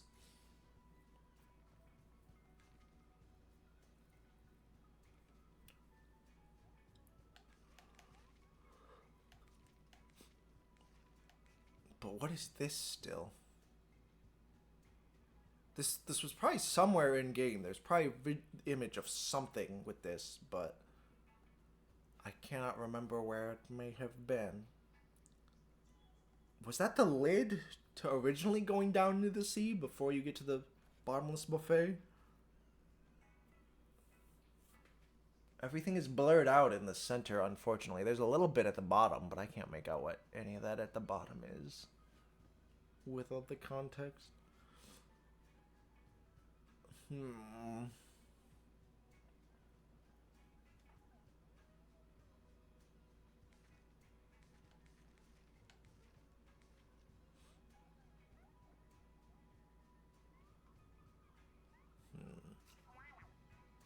Alright. Still need to read that. Oh, is this Splatsville news? Looks like it. Young people love to capture each and every moment of their time spent in their hometown. Life in Splatsville. Just a bunch of shiver, fry, and big man stuff. And the manatee in the lower left. With the bucktooth manatee.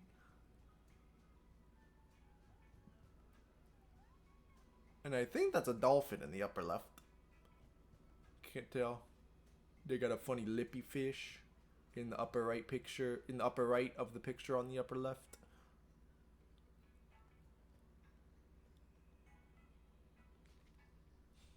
Going to fall on the Oh, hey, Grand Festival referenced. Our festival of unprecedented scale had sea life all over the world, boiling with excitement. Deep Cut, who repped the festival's future faction, spoke positively about their loss, noting that while bitter, even a loss can only lead to the future for the group and for all of Splatlands. Oh, because, yeah, after the fest, turns out, yeah, Team Future did not win. Okay. I thought it was referencing I thought like this article was being written during the fest or whatever.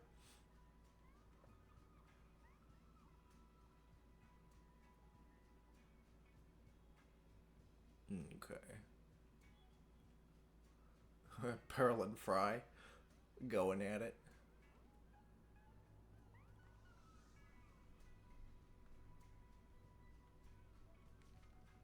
Whoa, you shark! Look how cute the shark is. Look how cute the shark is in that picture. Aw, is that Master Mega? Look how cute. He's so angry. Arr. Shark bonding ceremony has always been held away from prying eyes. The Hohojiro clan celebrates with traditional song and dance for 3 days, calling to the Splatland seas. It said that only those who fulfill their shark summoning destinies are worthy enough to be called shark tamers. Oh, and then the fan and the mask. Look at him. Look at the shark. Oh, he's a microphone in front of him. Ah, the so what a traditional ceremony with a microphone.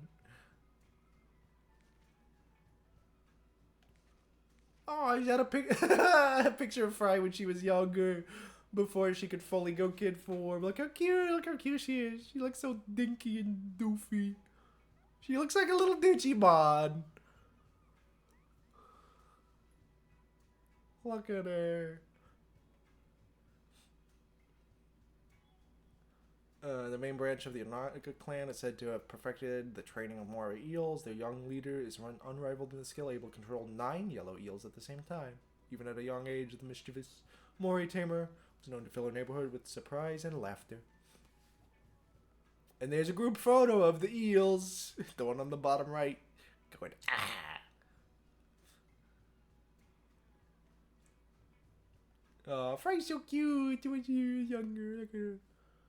Is she on a little scooter there or something? Yeah, she is. I just realized in the picture. I want to squeeze her and just grab her face in my hand and squeeze in that picture of young her.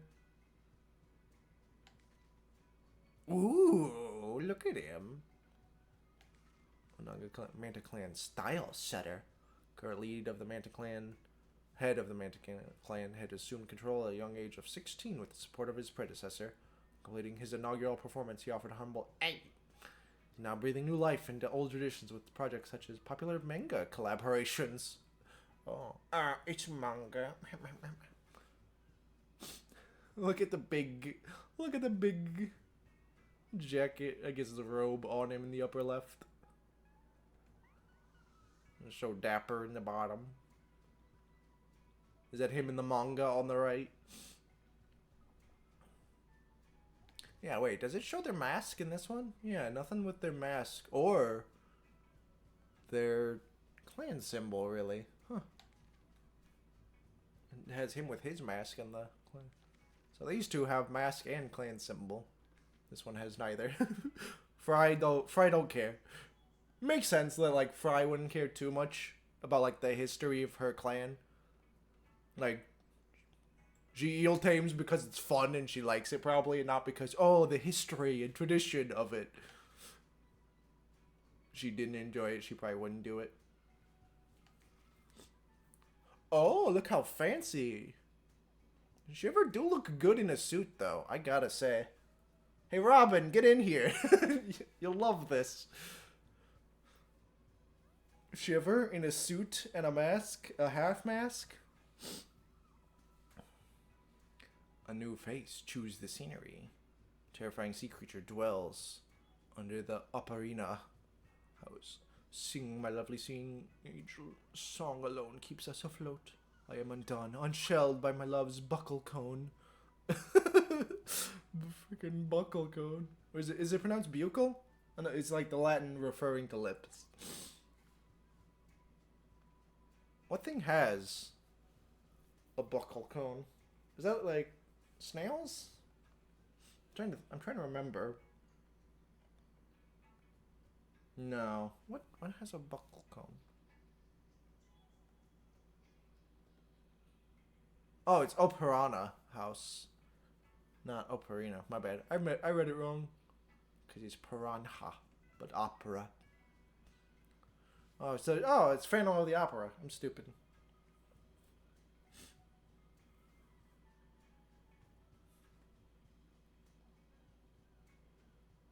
Yeah, because, yeah, dwelling under the opera house. Okay.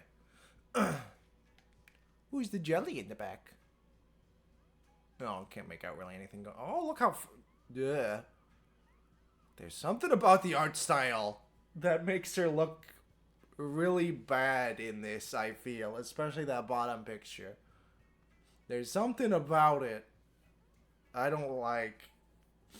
Which is wild, because I'm usually a big Fry supporter. I do love her big, giant, long goblin ears and the big droopy lashes at the bottom and everything of her mask and stuff. But there's something about, like, the texture on her that is, ugh. The effect was sudden. I saw her on the street, and her style skewered my heart. I had no choice but to create apparel for her. Fashion designer Splasher Cod. I don't know anything about fashion designers. I don't know if that name is in reference to anything. Brand music. Oh, right. She made a reference to this. Somebody trying to sign her on, and she was like, I'll do a shoot for you, but, like, I'm not, like, going on tour with you and moving or anything. Look at all those earrings. They were inspired. They're like, look how big your ears are. Look how many earrings I can fit on there. Oh, is this... Oh, no. I guess this isn't Ian BGM. Oh, look, he's on YouTube. He's on, like, old YouTube, though.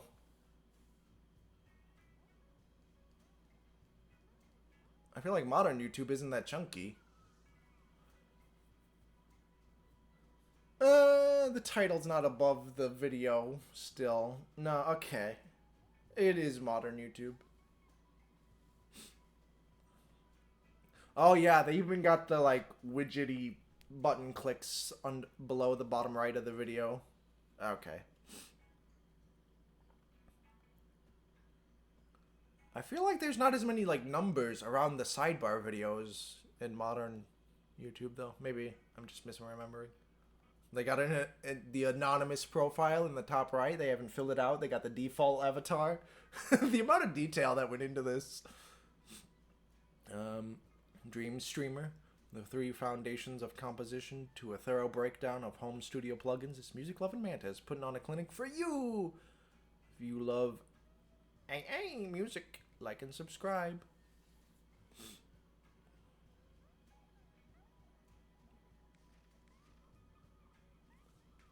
What is that? What are those thumbnails in the right? Somebody doing a hit piece on Big Man and another streamer, another musician or something. That's why their eyes are splatched out. Somebody, Big Man and whatever, exposed. And the one below that is like Big Man being scared about a thing. Is that the agent from Octo Expansion? I can't tell.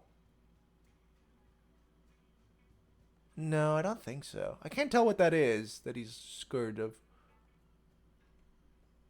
No, it's like full body. I was gonna say, is it the haunted bust in one of the museum levels that will, like, giggle during Splatfest because Splatfests happen at night? But no. Oh, there's him eating a bunch of pancakes. And then him with somebody else at the very bottom. Can't tell who, though. I don't think it's Shiver. They had a lot of fun with this, yeah. Some intern was like, hee hee hee, I'm gonna put in jokes. Splatlands, Pinkfish Battle Scroll, Hohojiro. Oh, this is the one for the Max Bond with Shiver. Rushing in on sharks, the Hohojiro clan pierced through the Pinkfish lines. Frightened of the wild warriors, the Pinkfish retreated. Victory cheers carried on the winds from the rocky shore, echoed all the way out to the sea. Ooh, the Quahog on the left. His face.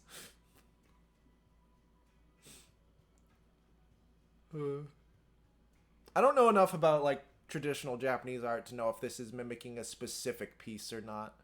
Or if it's just the style. Oh, they got fans. They carry... Were war fans a real thing? Did Samurai actually have war fans? Was that real, or is that a... Were they actually used in battle, or were they purely ceremonial, like a cavalry saber for stuff? I actually don't know.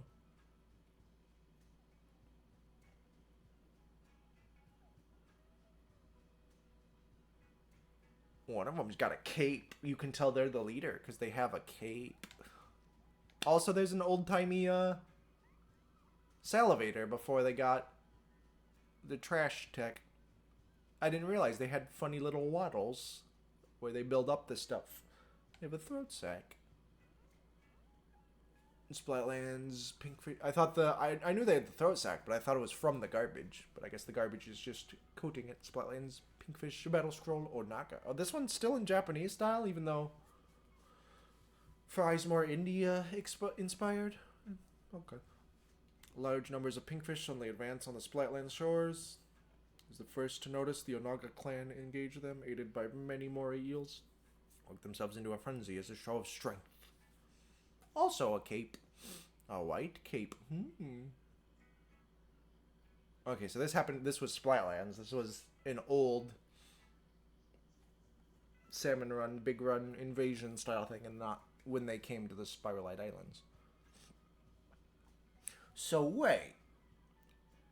Were the trio of the clan ancestors never on the islands, and it was just the one mechanic, and he just had friends who were members of the clans back then, and that's why it's...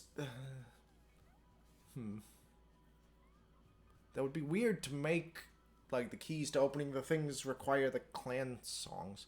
I guess because in history they had abilities that were able to defeat the old Salmonid, maybe? So he's like, I think those would be the only people capable of doing it still, even though technology has advanced a ton by the time old mechanic got onto the scene. I don't know. Oh, look at him! A wandering member of the Manta clan was suddenly surrounded by the pinkfish.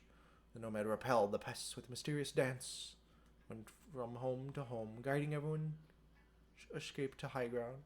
You little wandering monk!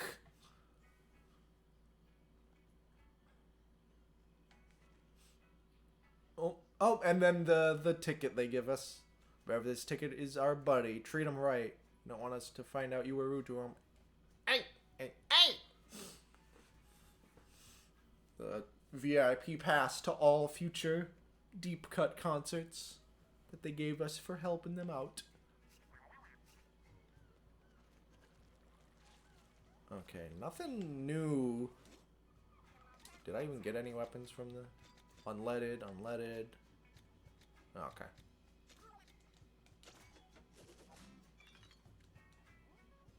I wonder if there's eventually a relic you can get to get better odds at 5 stars or primos or something.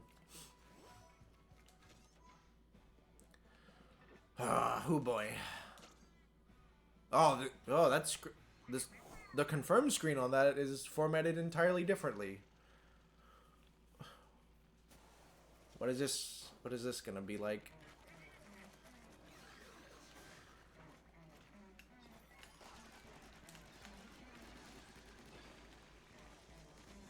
Where's that fly fish? All right, I changed my pot shot loadout. Don't hit my bot.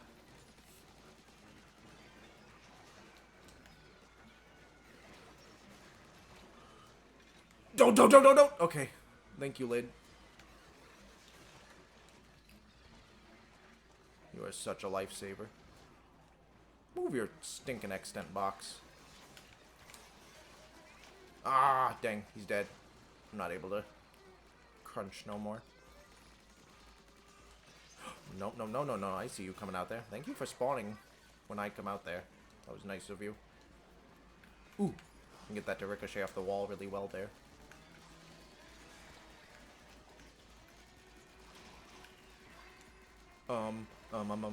Hurry up and pause. Thank you. If I can get you to explode.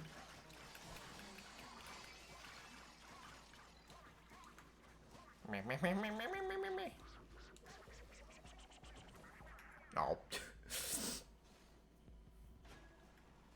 Okay, so they aren't individual floors. Okay. Ooh, the background's all mysterious. Even though the level's not that mysterious. Okay, where's a better source of... Ooh, gather things around the balloon.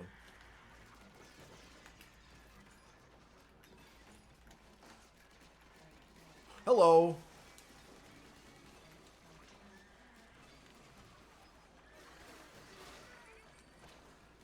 Okay, I don't really need this with the balloon there.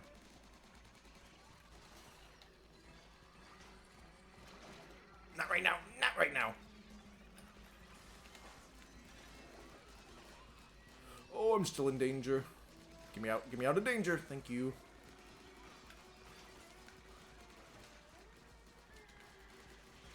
Where's that floppering? That wasn't... Okay.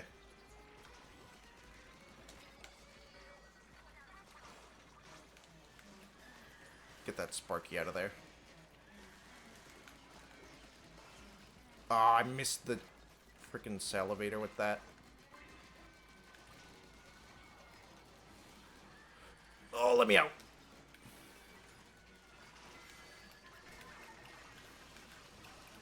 I feel like switching to Big Man has helped me do these a lot more.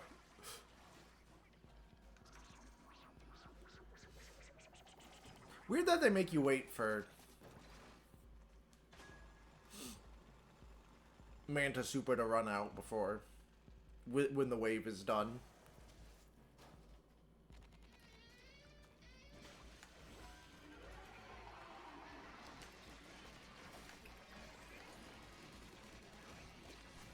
No, come on, come on, come on.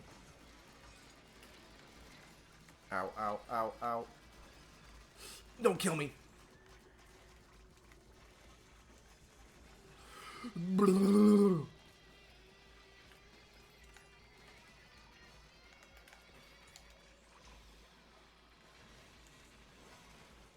Not right now.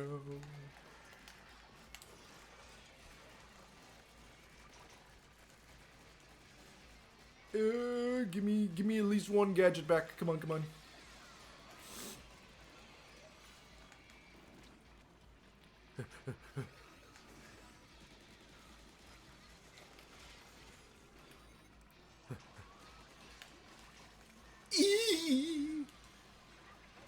I want that lid to stay around.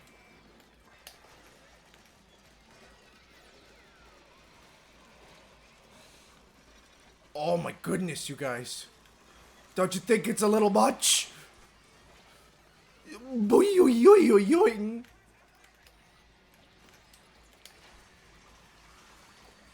No, no, I didn't pop super in time.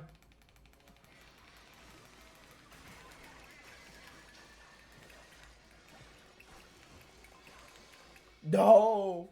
If I had popped super before dying there, I would have had it. Okay, yeah. Okay, yeah. It gave me... Why are these exclamation marks if I already have them? That makes me wonder if...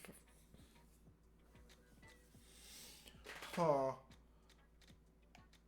That makes me wonder if any of these are actually new or not. Because these aren't new, otherwise they wouldn't get scrapped.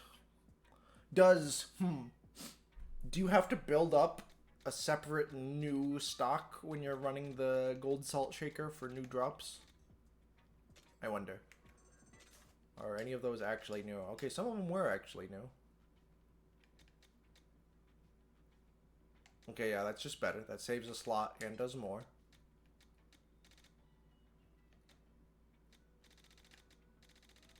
And no, there's a thing down there, but I don't want it because it's worse.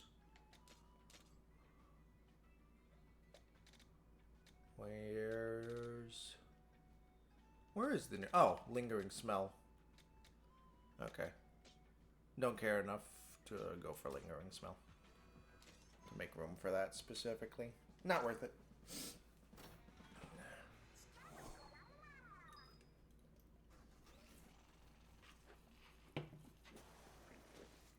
Oh boy, big stack stinger. You hate to see it. I accidentally threw that shot pot off the dang... cliff.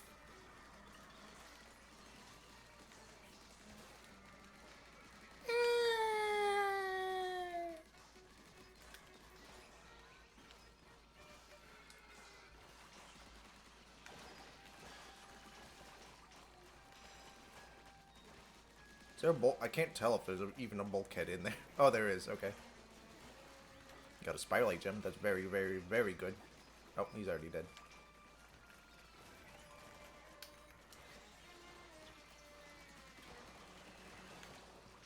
Tank that for a bit, just to get some concentrated stuff going on.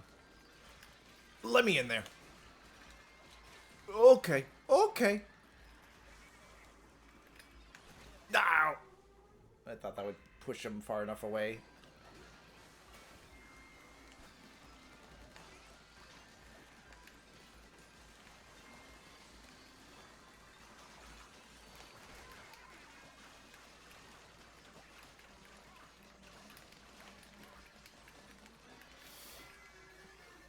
Get off the wall, big man.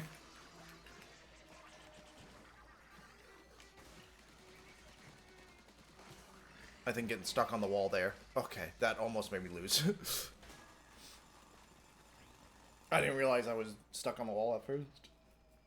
That was me issue. Oh, not this again. This exact floor. Oh, are these ones? These ones might be fully random.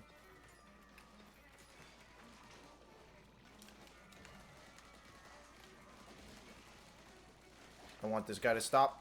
Bounce!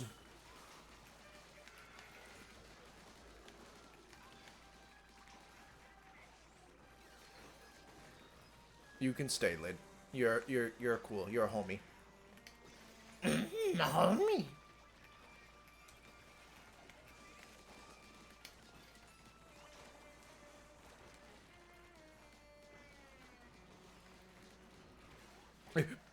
Don't do that. Oy.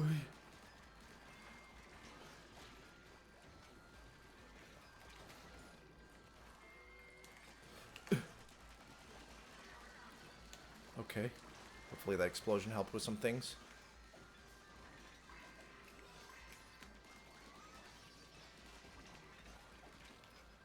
Eek.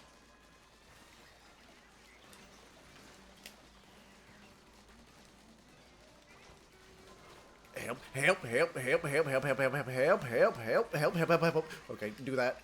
Just so I don't die, because the death penalty time might make me unable to win there.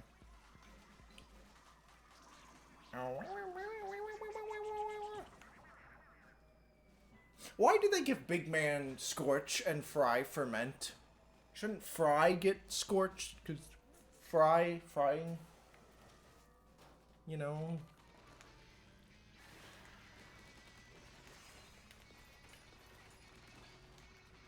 Yeah, it seems to give you random assortments of previous...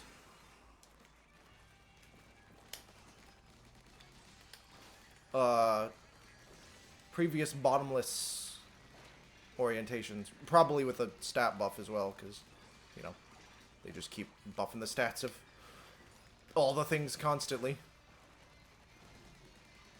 in this bottomless dungeon. Oh, that fall's bad.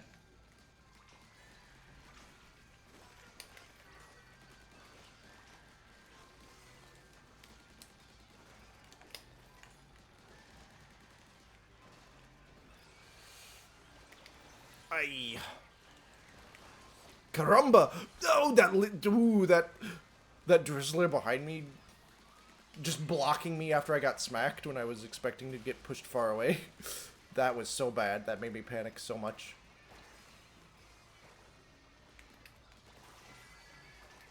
Where's the caveman?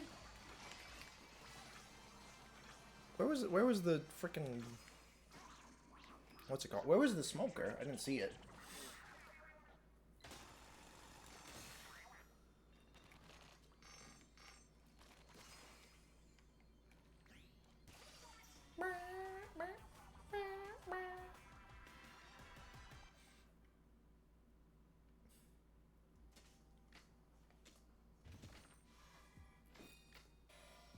Hey! The final bit for that. He's extra salty. And red. Triple header. Little totem. 3 Perhaps brothers stacked atop one another in a threatening display. The one on the top is certainly the oldest of the three. Why do they have to be perhaps brothers? Mega Power Egg Collector, that's very nice. Makes them even easier to pick up and recovers stats. That's so good. That's so good, especially for the type of mission. Oh, yeah. I guess it just generates some, huh? Oh, no.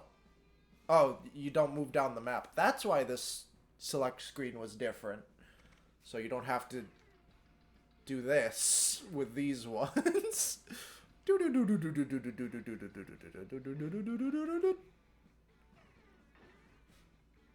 Like, you can't zoom out enough to see. Yeah, because that. Oh no, that's not. That's the boss one. So starting there, going down. You can't. You can fit like a little over half of it on screen at a time. Where does it end? It ends at like that. Okay, yeah, you can fit a little over half of that descent. This makes much more sense.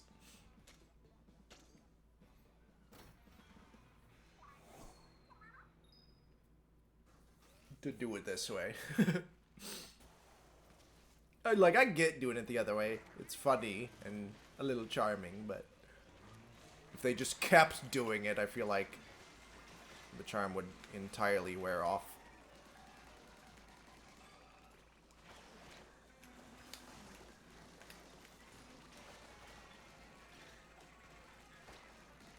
Ooh, yeah, getting extra health and ink refill after picking up an egg will help me bully through and, like, ignore Chum if I need to panic and just grab a bunch of eggs to finish the mission.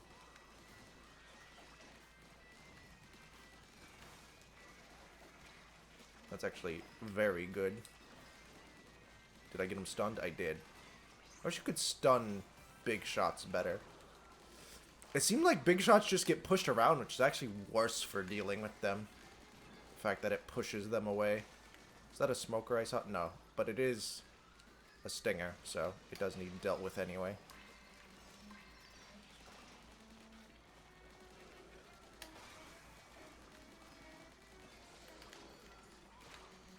Ow. And then we pop it. The worst thing about the big man super is you can't build up for it after the wave ends.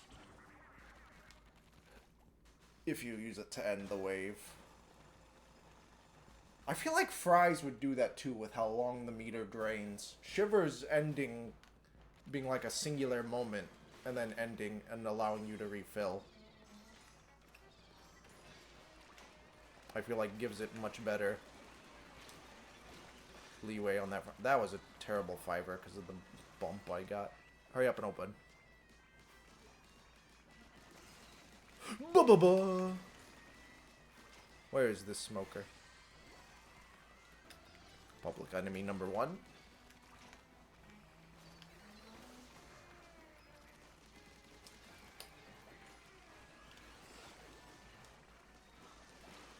I don't think I'm gonna get enough things under this for this to warrant playing it like that.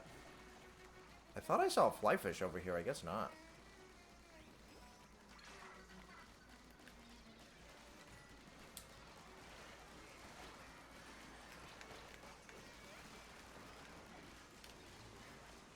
There's a flyfish somewhere now.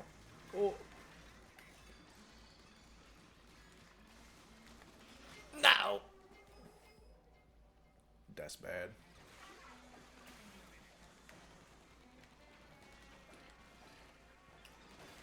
Oh, there's a bunch of eggs down here already. Hold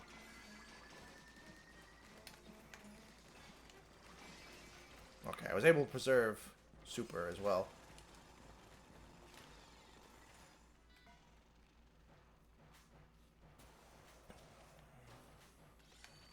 Get rid of you early so your egg happens early. Oh, there's one down here as well.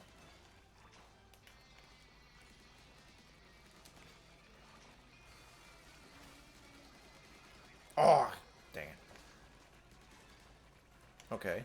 Good, good, good.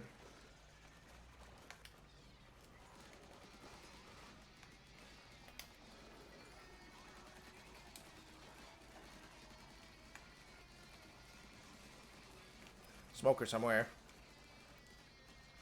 Smoker! Is it? Yeah, Smoker's one of the Left 4 Dead zombie types, right? One of the special zombies. Left 4 Dead, I believe.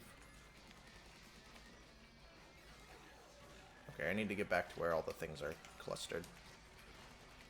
It's taking too long to get them elsewhere.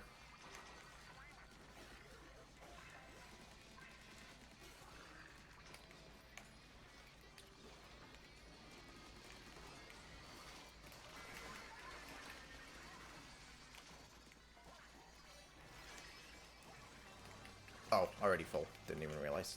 The fiber looks so nice. Thrown almost straight down in the air. There's just something really visually appealing about it.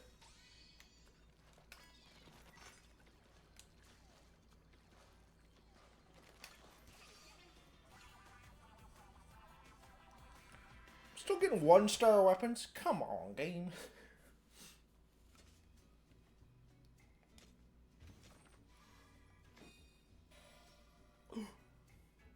Ooh, where does that go on it? Oh.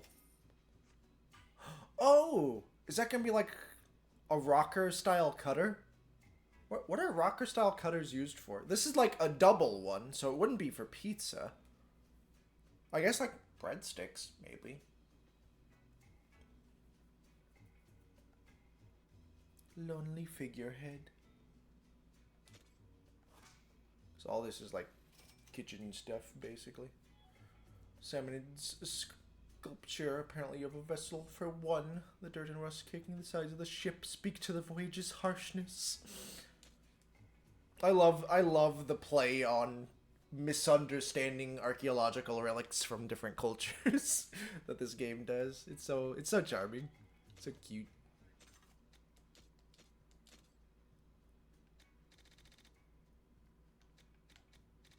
Okay, just that. Oh, and also a Reelamin, but a worse Reelamin than one I already have. So, but at least it filled up the slot, so it'll make that one less likely to get in the future. So yay, every progress now feels like actual progress again, because you're more likely to get the unanswered, unfilled out stuff.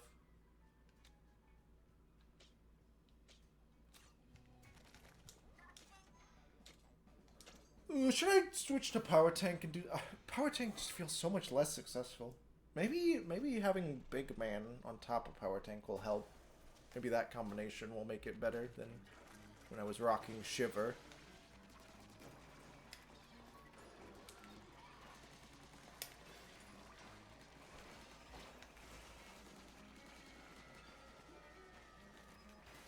Where's a boss that needs dealt with?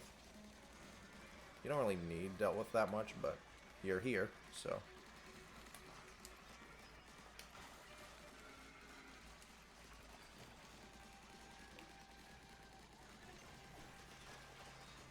Ah, there's a weather over. Oh, there's multiple weathers over here.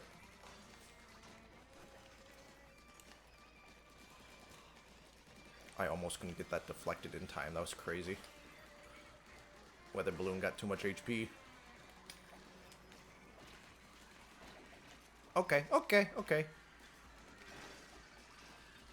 Ooh, got the big boy dealt with. Hopefully that hit the flopper as he was flying in.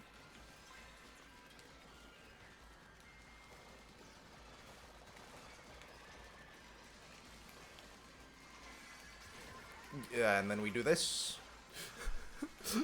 I like how shiny 5 stars are. I feel like they take up too much of the screen with their huge glow. I think it's a bit too big. I think it obstructs the visuals a bit too much.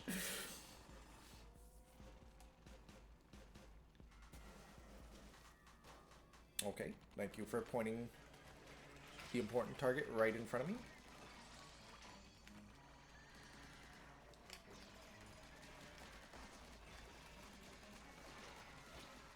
I don't know if I care about doing that fish stick at all. smoker. No smoking. This is a no smoking zone. No smoking in public. You know better.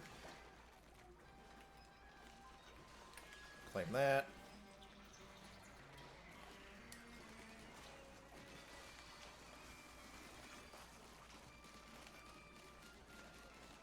Ooh. Ah, timed it wrong. Timed it wrong again. So many maws.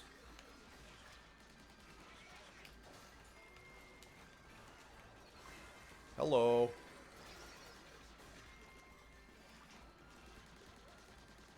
Come on, thank you.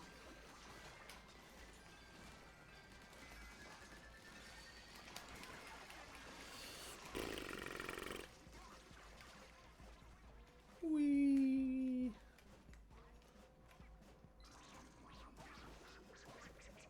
Why doesn't double jump carry over for when you're using big man super? Why can't I double jump with big man super? Oh, is this gonna be... Oh, no guaranteed seasoned? Huh. I'm surprised.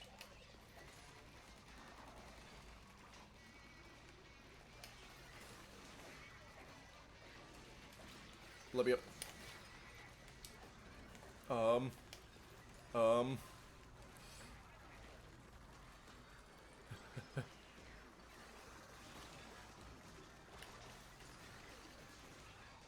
That didn't kill the bulkhead? What are you on, bulkhead? Come on. You were even fermented.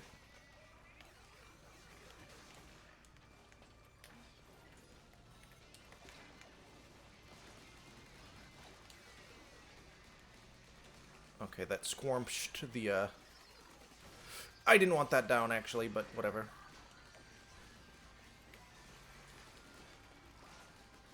Well, he was already dead. Oops.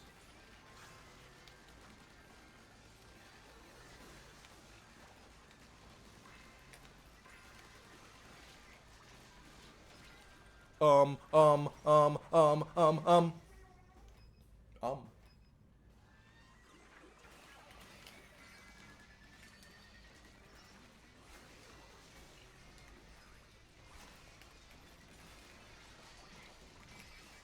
Okay, I was able to preserve... Wait, is this the final floor? It is.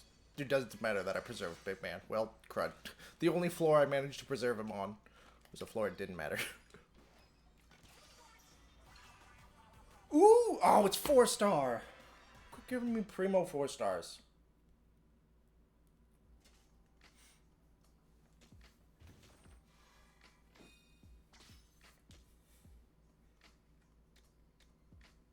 Primo 5-star, junior. That's nice. Oh, this is when I need a replacement Primo 5 because my Primo is level 48. My Primo 5-star is level 48 of this and not 50. Bomb loon stuff. Yeah, I don't run bomb loons. I'm not smart enough. Has it been giving me any Spiralite? I don't think so. How many more relics? I feel like I need a lot more relics still. Oh, not eels. Eels. Escalators, escalators! I need to use bot hop more often. Every time I remember to do it, I say that. And then I just forget again.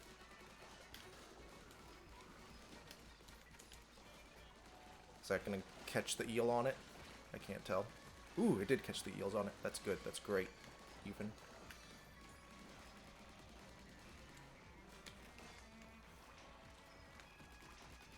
Stupid sailor. The elevator. Oh, tongs.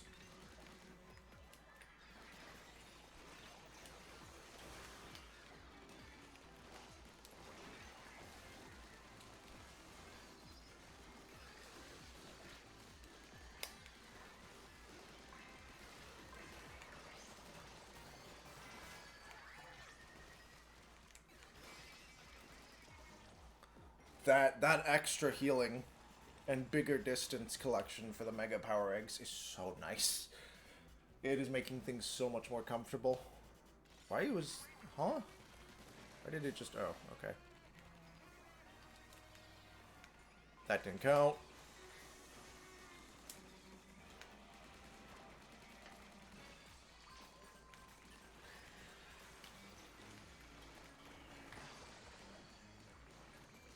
You know what?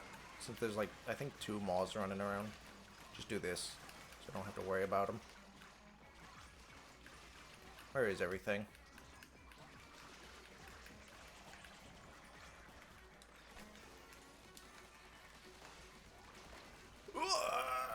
Yeah. Small fry.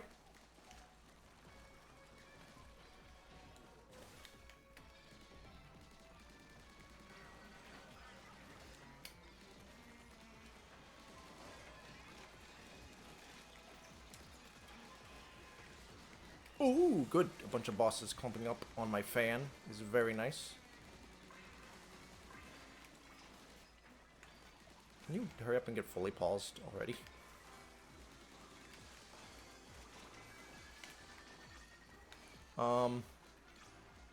Hello, you. Damage reduction from fan, go. Thank you. So I could just tank some of those, missile splashes. Ooh, this is a good map. I actually like this map. Come on, guys. Come here. Bot, stop shooting at him.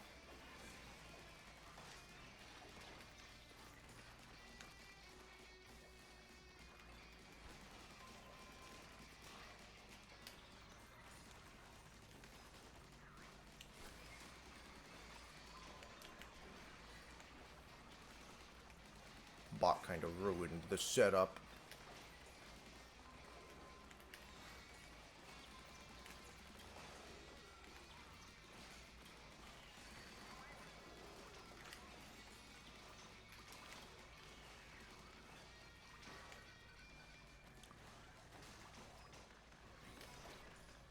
Where's a boss? There's one. Okay, we go. We get armor broken, we go.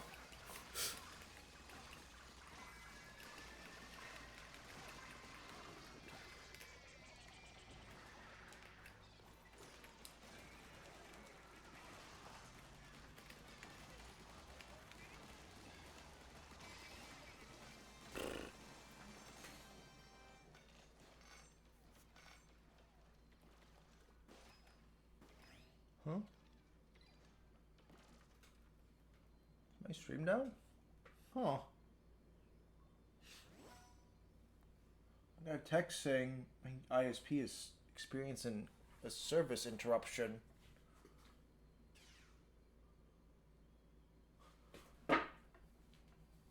At my address, but that doesn't seem to be the case. Stream might like cut out soon because of that, but yeah, I just checked and I peeked over to see my modem to see if the light was red, and now it's still blue. So I don't know. Because normally, like, OBS would tell me, or Twitch would tell, like, I would get some sort of feedback. Or the connection indicator on my PC in general. But, yeah, I don't know.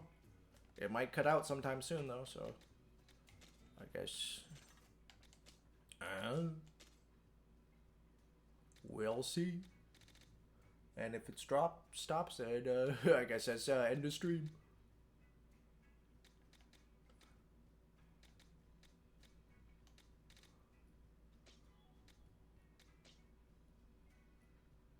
Have I gotten anything really good for Tether Whale or anything?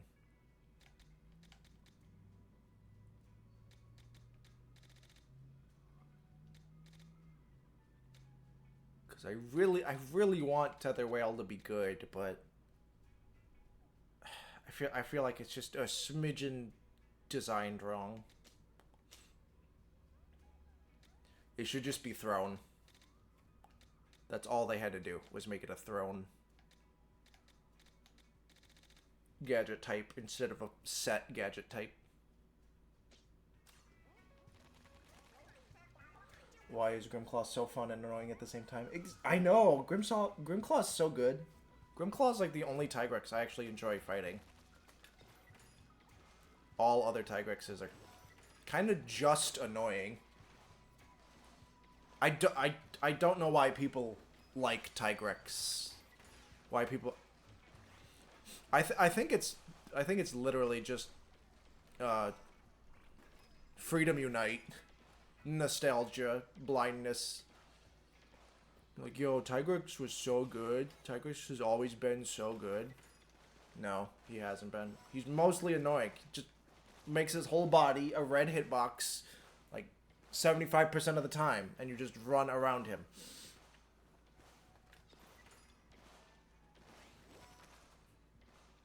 Most weapons can't, like, meaningfully interact with him. Most of the time. Maybe it was, like, specifically what, like, their main weapon is good. Any ranged mains have it really nice against Tigrex.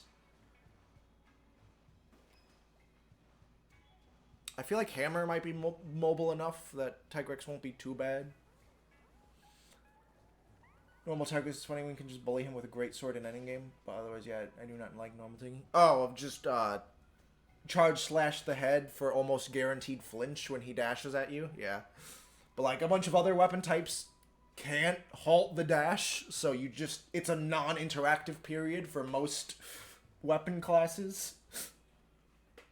You don't have enough range or like damage output in a single hit or whatever to just throw a thing out at him to make him stop. So the charges, the leaps, the big spin, all of those just like turn his whole area into a red box that you can't really do anything about for a decent amount of time. And he loves changing, he loves just leaping around the zone randomly. Think you turn around and put your head right there. Oh. Well, that's just like old Monster Hunter in general with like the 2-point turns and everything. You can bully a lot of monsters like that in old Monster Hunter.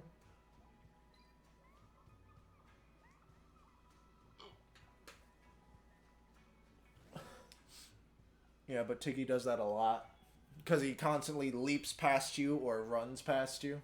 Yeah. And yeah, also the charges, yeah.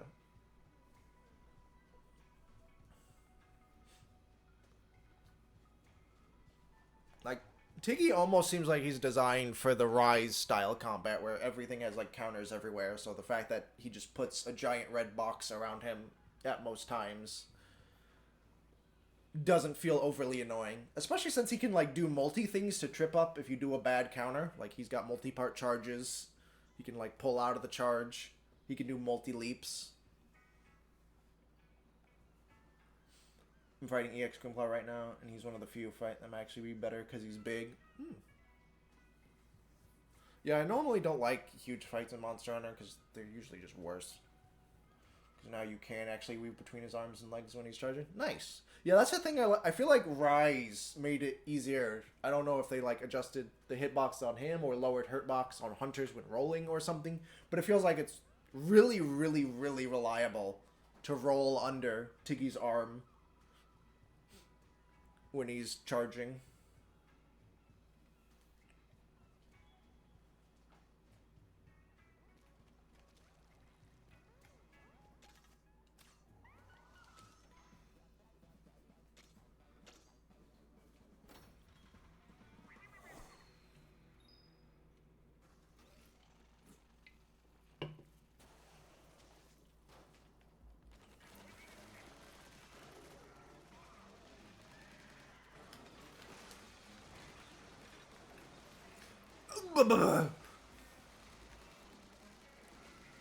Dang, I was hoping to bait the other one down into the fiver.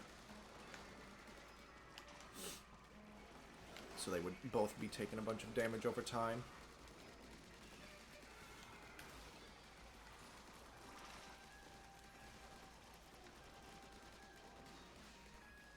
Oh, I guess these ones are kind of built in such a way that since they're random, you can't really build a specific counter build for it if you're having trouble. You have to be adaptable, so that's kind of nice. It's funny because I always, in basically every game I play, I always run generalist sets. I almost never specifically build a thing for anything. Which is hilarious coming from a person who played a lot of Monster Hunter, but like even in Monster Hunter Classic, I'm like, I'm not gonna build a set with tremor resed just because the monster I'm fighting has a bunch of tremors and they're a bit annoying. You know how much time and effort it's gonna take to grind a set for that? No.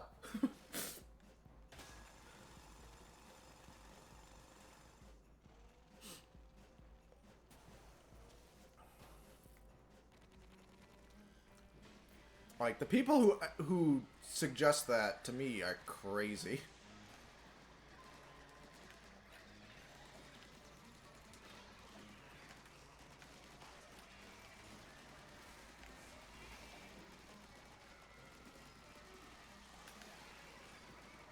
Like, just instead of spending all that time farming for a new set for a thing, just spend that time fighting the monster and learning it, and eventually you should get it down decently well. Like, I could just spend that time actually advancing instead of building a set for this guy and then having to come back and most likely learn him anyway.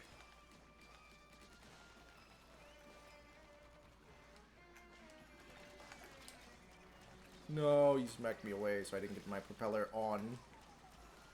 Bulkhead, hurry up, open up again.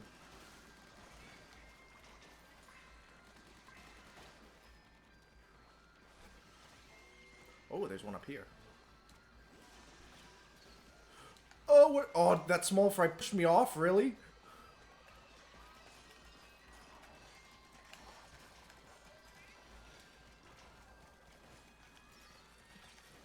Ow. I'm not gonna make it. I got too distracted with the thing.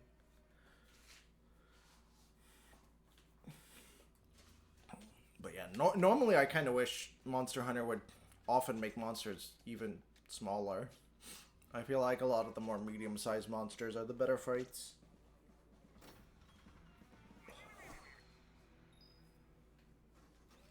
Though I feel if focus mode is here to stay and lets you literally do over a 360 with a great sword true charge slash whenever you want, so you can never miss anymore. Positioning no longer matters. Like, if that's gonna be a thing, I feel like they can afford to make monsters smaller now. Since if we have more precise aim.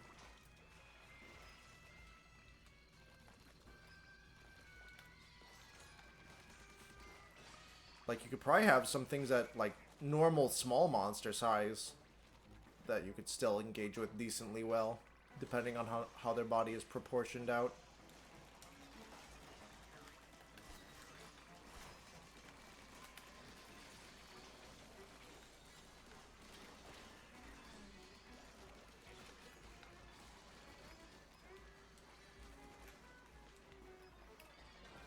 Oh, okay.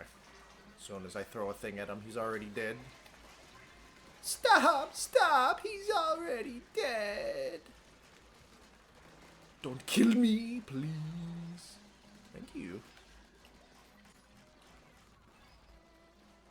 There's a smoker somewhere.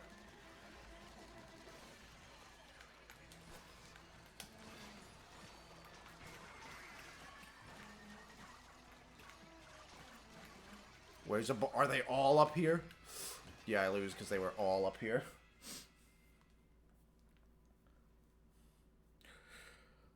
Ugh, that's the worst feeling loss in this game, is when you lose because there were turrets on the other side of the map that, not they killed you, but you couldn't get to them to get their eggs in time.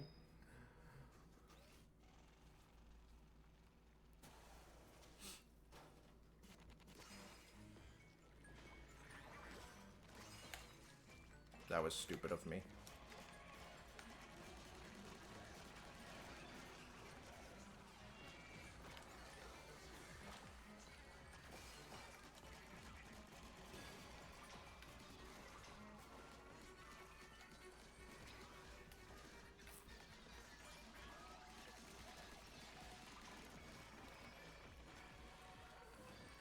because like that's a scenario where there being more bosses might actually be helpful, so that you can just have some eggs near you that you can pick up.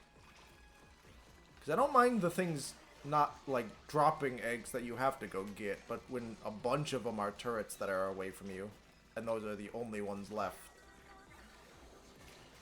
it feels a little bad.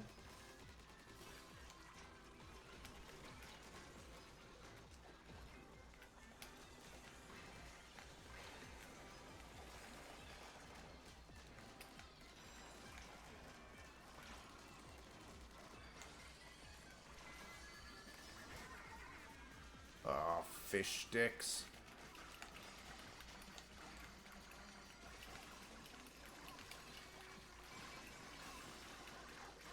Primo 4-star.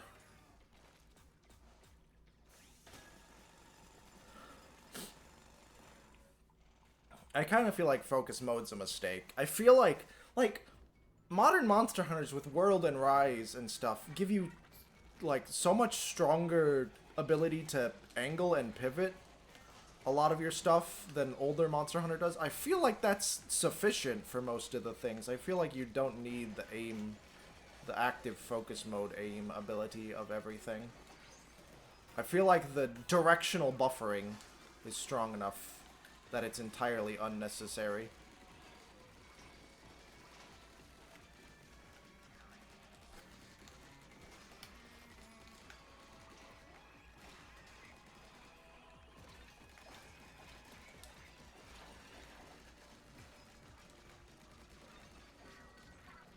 That guy almost killed me with his tongs!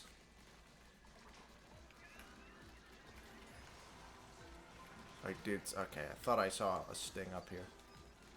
And I did. Whoa, whoa, whoa, whoa, whoa, whoa, whoa, whoa, whoa. Why do flyfish have such big extend boxes? Or at least why do they push you so far?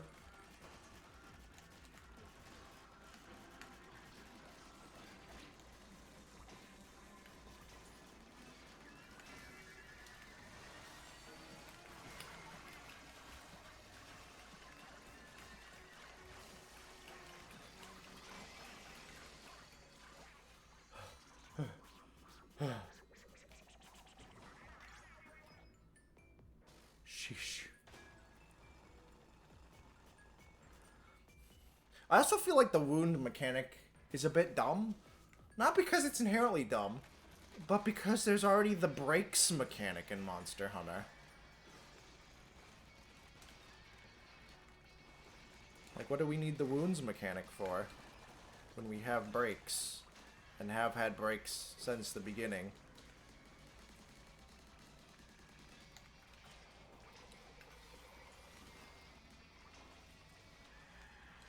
Like, oh, we invented a new system that incentivizes hitting a part repeatedly, like focusing a part, but not just the entire time, because there's eventually a threshold it reaches, blah blah. I'm like, that's what parts and part breaks are.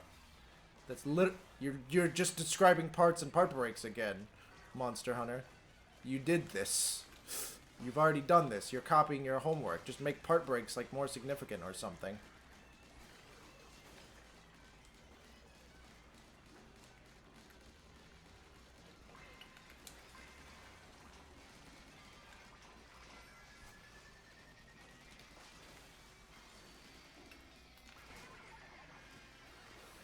Using popping super to fast fall.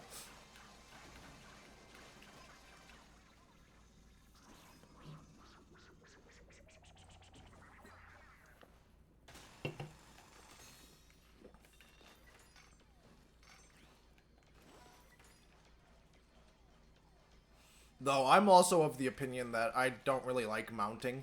I feel like pausing the game to have an unrelated, simpler minigame to get it down is kind of pointless. You could just slightly increase the down thresholds on monsters to get a similar effect. Because, like, normal gameplay is more engaging than the mounting gameplay, so Which is why I also have always said that the best mounting system they've ever done is actually the Clutch Claw. Even though it's not advertised as a mounting system. The Clutch Claw into, like, weakening a part and or bashing the monster into a wall for a down and whatever. In a way that you still have to engage with the monster's attacks and hitboxes and stuff in a way that your health is still on the line and stamina is still on the line and other people's health is still on the line and everything. And it happens much faster than normal mounting and everything. Like, from beginning to end of whatever you're trying to do with the Clutch Claw happens, but like Clutch Claw was, I don't care what anyone says. Clutch Claw was nice. Clutch Claw was good. Yeah, but you have to do it constantly to be able to maintain maximum DPS. You don't have to maintain maximum DPS. That is not a thing the game ever requires of you at any point. Trust me, I have garbage DPS in Monster Hunter, and I made it through Iceborne just fine. I didn't even engage with Clutch Claw all that much. Like, people vastly over-exaggerate how necessary Clutch Claw tenderizing was. Ooh, I did get a Spiralite gem. Like, I do still think there were some mistakes to this system, don't get me wrong, but, like, it wasn't a perfect system, but it wasn't terrible. I think it was a better addition than freaking Slinger and Slinger Ammo was. A better addition than Wyvern Riding. Wyvern Riding has the theatrics and all, but, like, a little boring once you know how it all works.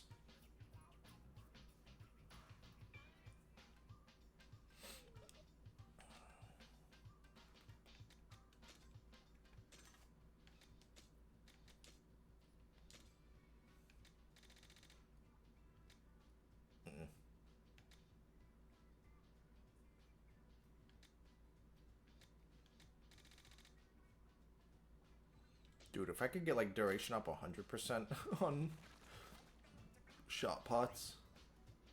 Summer Jam.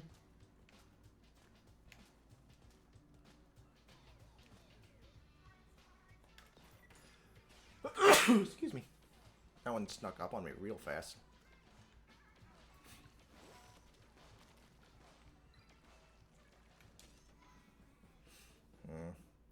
Maybe, yeah, I should switch tanks. Let's see if I can do it with these and start, you know, building the better arsenal of parts.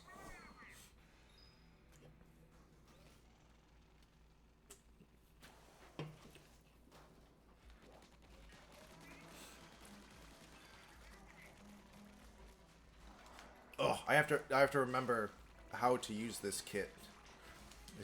Is the issue. My other tank is just in my muscle memory now. Luckily, Splatolites automate a lot on this tank.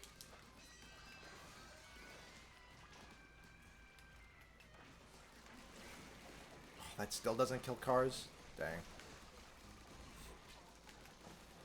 Though, cars might be constantly getting HB increase modifiers as I go through this, so maybe that's to be expected. Yeah, I feel like switching to Big Man has helped a ton. Oh. I can't move out. Oh, I didn't think I'd be able to move out of that fast enough.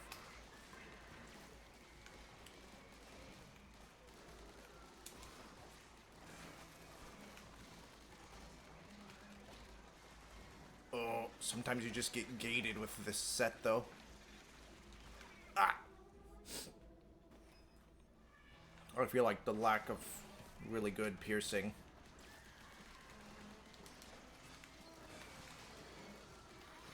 can really bully this set.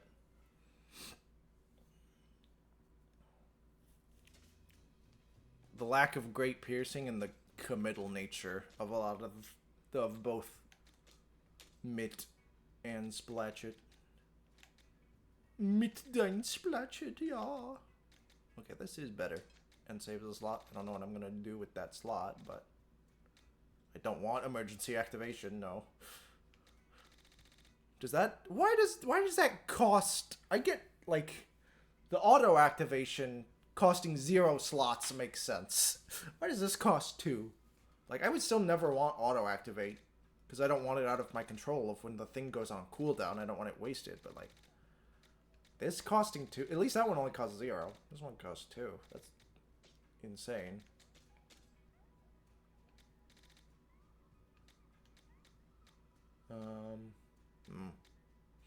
Meh. Yeah, it's not like I'm going to do anything with that saved slot. Oh, can you make splatlight placement cost 0 with an upgrade? Because if so, then like it might be worth considering, but I feel like otherwise. Yeah, okay, you can make it cost 0. That's cool. I wouldn't use it like that, but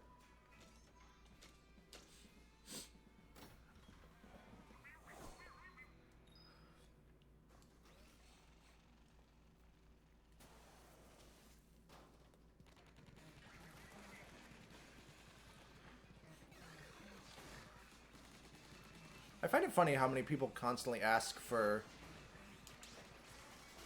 new main weapon class in Monster Hunter. And I feel like it really doesn't need one.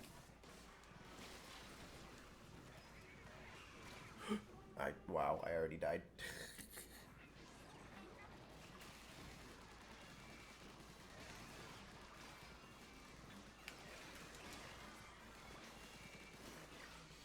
I think they just need to, like, stay invested into the, frickin' switch skill system.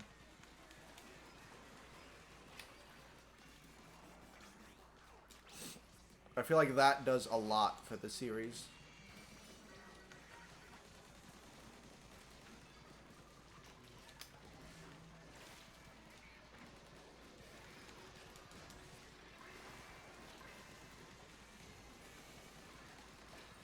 Oh, he hit me up there. That hit me? I thought I jumped over it. Let me under. Get your fat extent box out of here. Where's the smoker?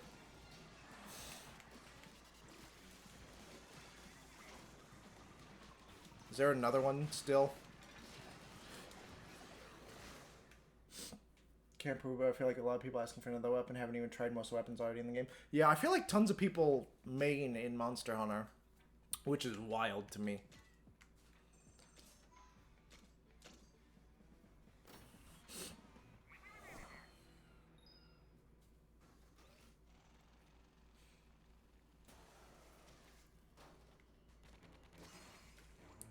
Like, I get having a primary, but spending 90% or more... Oh, this is a terrible matchup for this tank.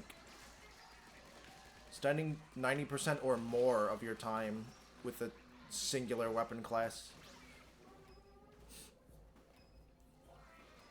seems kind of crazy to me.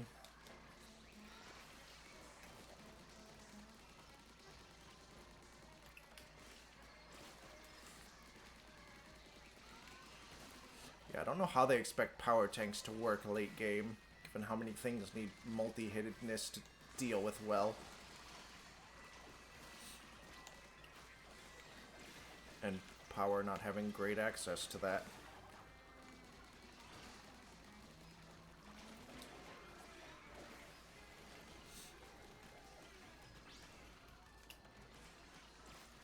I don't know if I can afford to go over to that one.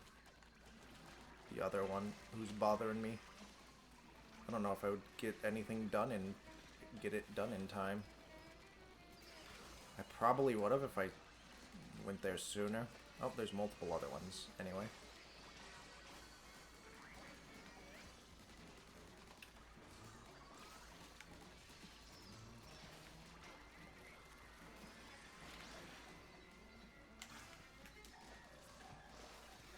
Yeah. Yeah, I just feel like Tech Tank is better.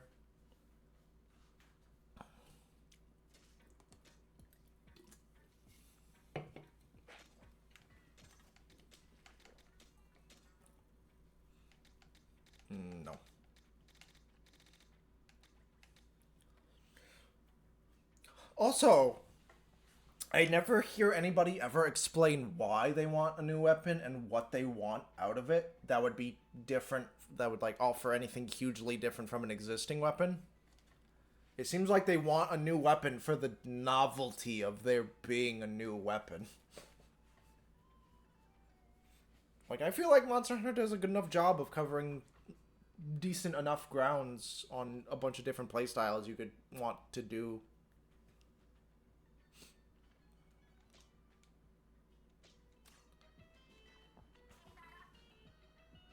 I think there honestly might be too many weapon classes.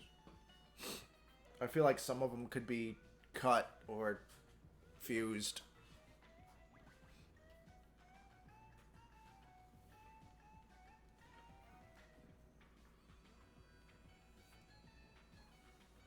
Like, honestly, I don't get what Gunlance is bringing to the table, really.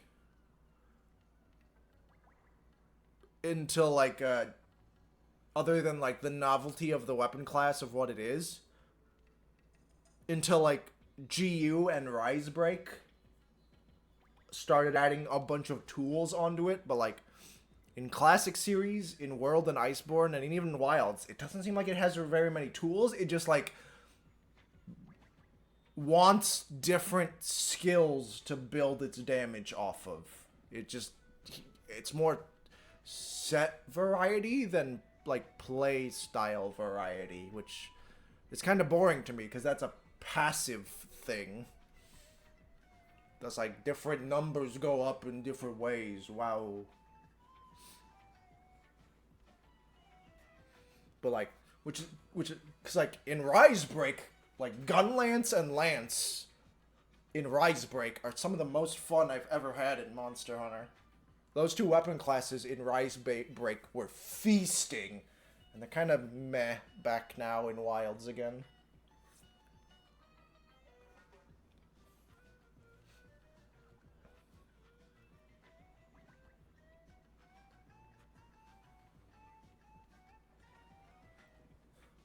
And people still didn't play them? I hate people? Yeah. I've always enjoyed Lance, even in classic Monster Hunter, because in classic style it offered so much that a lot of other weapons didn't. Because even having the one counter, the one activates on one hit counter that Lance had, that it could weave into combos, into attack chains and everything. Like, nothing else in Monster Hunter had anything else like that for a long time at that point.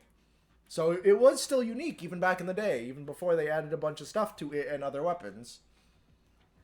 Nobody played it back then. Nobody played it in World and Iceborne, even though it had power guarding, and power guarding felt really cool. Nobody played it in Rise and Sunbreak, even though it had like Twin Vine and Anchor Rage and the two-step, and it had parry. It had parry and people didn't take it. I thought gamers loved parries. And you can chain parry, or you can parry into attack strings, and attack string into different counters or power guards, and shield advances, shield retreats that you can poke out of. Like, Lance was so fun. Like, Lance has always been the wall, but in Risebreak, Lance became a wall on wheels with a propeller. Like, it's a wall that can maneuver around. It's a wall that gets to schmaneuver. How can you not want to be a schmaneuvering wall? How is that not so much fun? Twin vine hops are some of the goofiest, most fun things in the game. I wish some other things, like, so much so that I wish other things in the game had gotten some twin vine style option somewhere. Twin Vine was so good.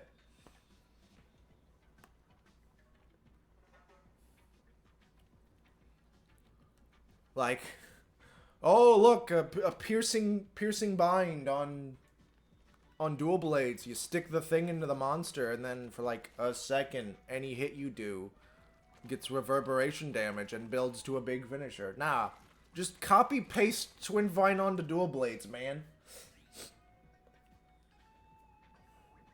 Give me a twin vine on dual blades that I can reel into the aerial blade dance spine spinner Beyblade attack on Titan thing on while the vine is up.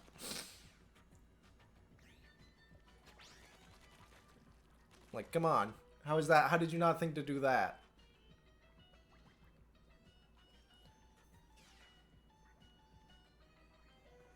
It's what, like, the quality difference between some of the freaking Silk Binds and Switch skills in Rise Sunbreak is a bit wild. Because some of them are so... You get, like, Twin Vine on Lance is... Like, Lance and Gun Lance have amazing Switch skills and Silk Binds for different play styles and stuff. You can make, like, 11 different weapon classes out of those two things. Out of both Lance and Gun Lance. Like, there's... Those two weapons are actually 10 weapons with how much you can change the focus and how you want to play them and everything. And how much fun you can have. And then, like, Dual Blade has normal and aerial. Which, don't get me wrong, having a separate Dual Blade style is nice, because Dual Blades have always been really boring. Like, Dual Blades are so boring. But at least there's a theatrical boring mode you can do now with you can do aerial style in Rise of Break. But like, meh. And then frickin' the guns. Oh, you could charge your shot. Wow. Here's a counter that makes you charge better, or a counter that does a shot. Wow. Here's a dash. Wow. Like, at least Light Bowgun has the fanning vault and fanning maneuver as its two different things. And then the freeing Silkbind Glide feels really lame on Light Bowgun, and then the Silkbind Glide on Heavy Bowgun.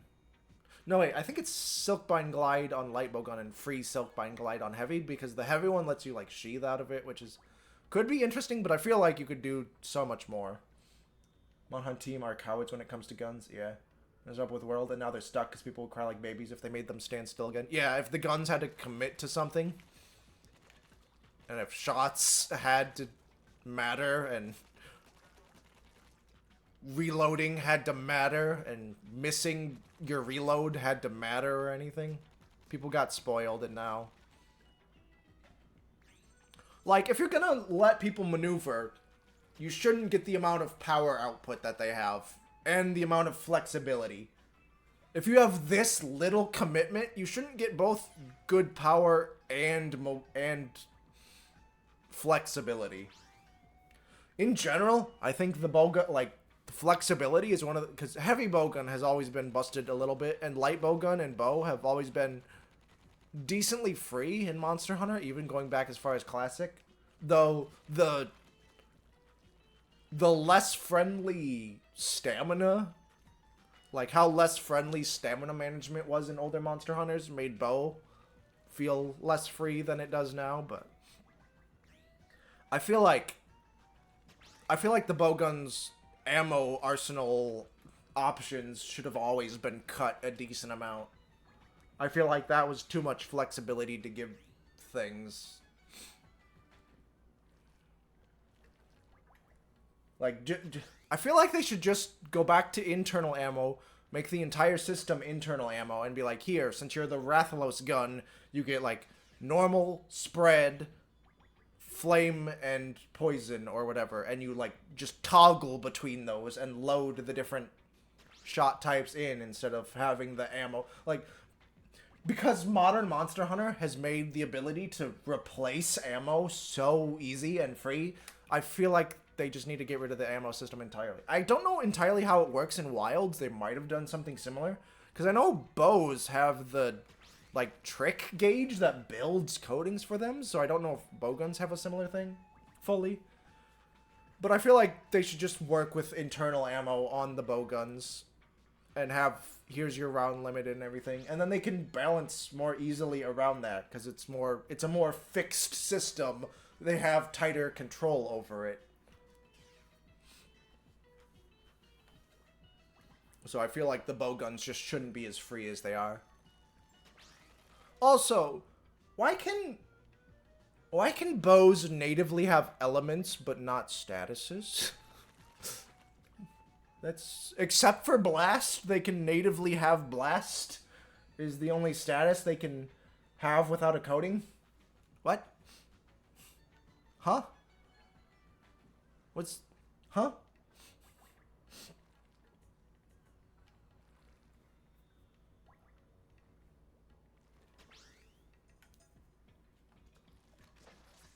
Like, other weapons can have statuses naturally and elements. Why do bow can... If like, do one or the other for bows. Have, like, element coding to awaken the internal element of the thing. So, like, your Rathalos bow doesn't normally do fire damage, but you can internally turn the fire on. And even if, like, it doesn't cost codings, even if it's, like, infinite close range, you have infinite element awaken, you can turn the fire on and off or whatever. Because, like, oh, status bow would be too good. You can just, like, change, like, you're in charge of the values that weapons do for their status. So that can be lower than the equivalent element ones.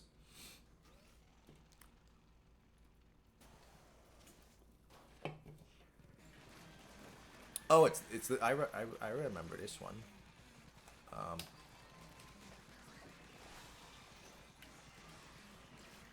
that doesn't kill. That's oh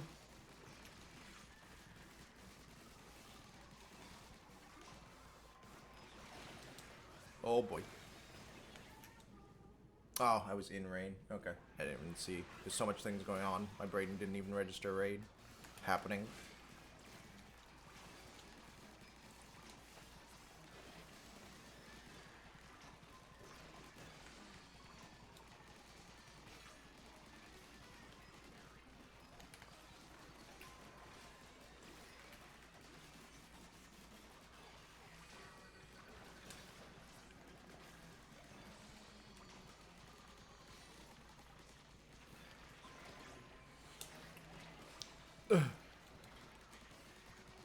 Bot, please.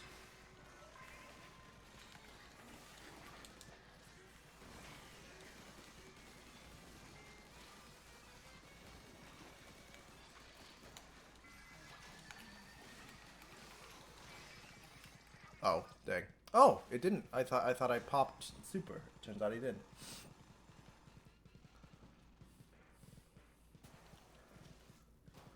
But yeah, and then the heavy bowgun silk binds and freaking Rise.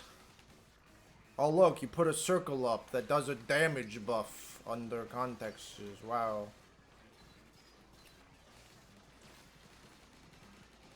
I kind of hate the wyvern counter they put on light bowgun as well, because it's just bootleg bullet geyser. Why not just give us actual bullet geyser? Like, why give us a bootleg version? Why can't we have actual bullet geyser?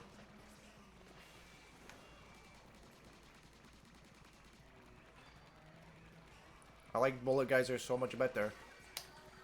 I don't need, like, counter stuff to it. Just evasion is more than enough.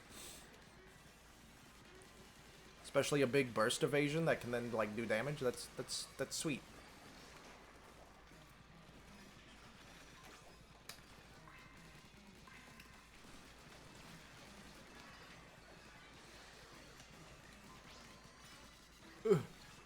Like, yeah, I get the wyvern counter does damage still, blah blah blah, but like, it's not the same. It doesn't feel as good, doesn't look as cool.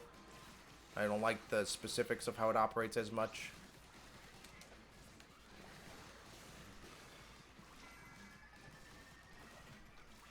Dang, not even close. The big mines and Rise were kind of neat. LBG, though they aren't strong enough to really be worth using instead of just shooting the thing. Those were in World, right? Didn't World invent Wyvern? I don't remember what they are. But the alt fire, press A or whatever your right face button is while not aiming.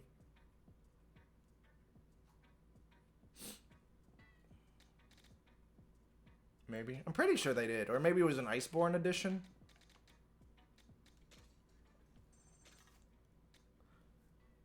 Just never saw them in World. I'm pretty sure they came from World.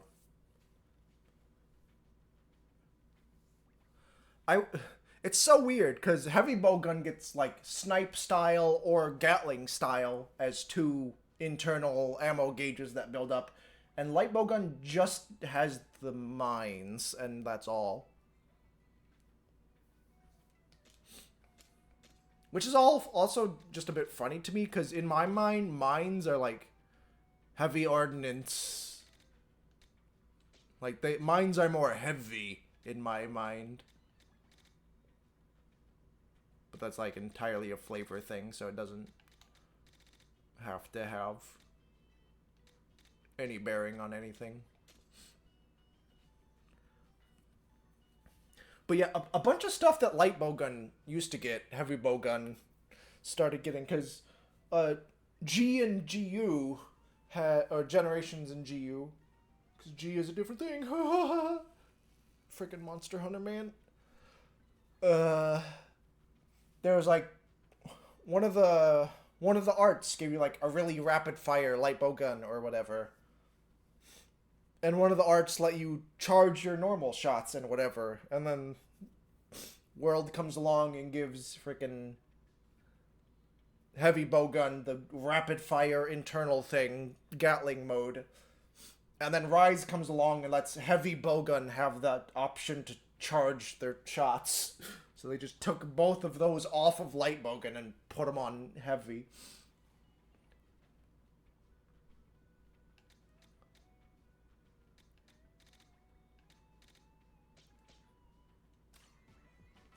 I like that they added Siege Fire back in Sunbreak. That was nice. And I do kind of like that heavy bowgun has the counter thing. I do think it's kind of interesting.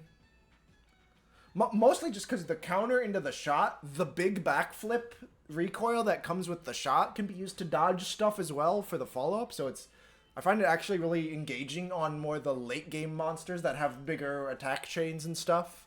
So you can play around that. Like in base Rise, it's probably way too powerful. But for Sunbreak power level, I feel like counter shot on heavy bowgun is really fun and cool. And I like that the counter charger does things depending on which switch skill style you're in, because it helps you charge faster if you're running charge style, but if you're running the siege fire, it like takes away from some of the heat gauge of your gun, so you can start siege firing again more, and I think that's really neat.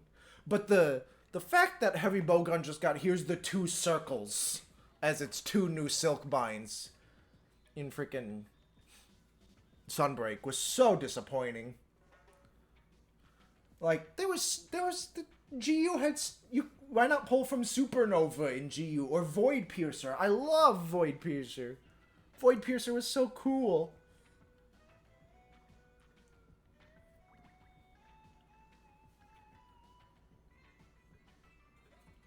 What else did Heavy Bowgun have for arts in Generations and Generations Ultimate? Did everything have 5 arts or 4 weapon specific? I forget. Full House was light bowgun. Rapid Fire Rain was light bowgun. Was Powder Infusion or Bowgun Infusion, whatever it's called? Was that heavy or light? I can't remember.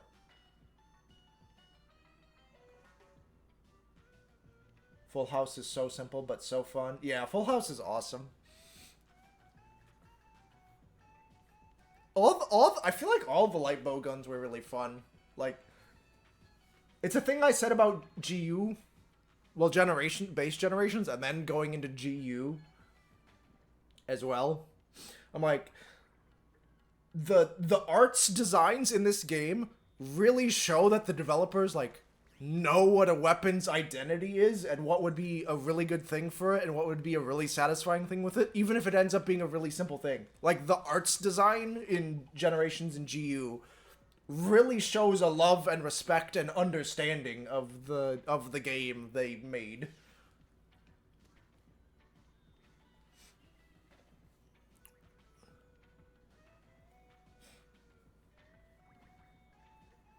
And it sucks that then like 90% of people just run Adept or Valor and run either Absolute Readiness or Absolute Evasion. Lame. You people are lame. You people suck. I hate you. You're the reason we can't have fun. You're the reason we can't have nice things. You have no whimsy in your heart. Duh, I just want to never get hit by the monster and hit real good and never get hit again. Oh. Stop it. You're lame. GU should have removed Absolute Evasion and Absolute Readiness. Readiness giving sharpness is way too good. Yeah, it's only like a slight increase in gauge cost compared to Evasion. Does it have less iframes than Evasion? I actually don't know. I don't know the iframes between the two.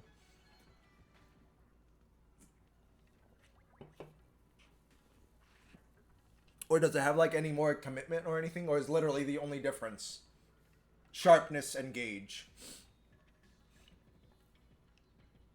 Same iframes, but you don't sheath your weapon.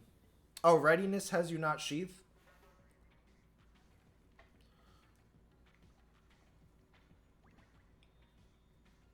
Yeah, okay. And then there's the really silly general use arts.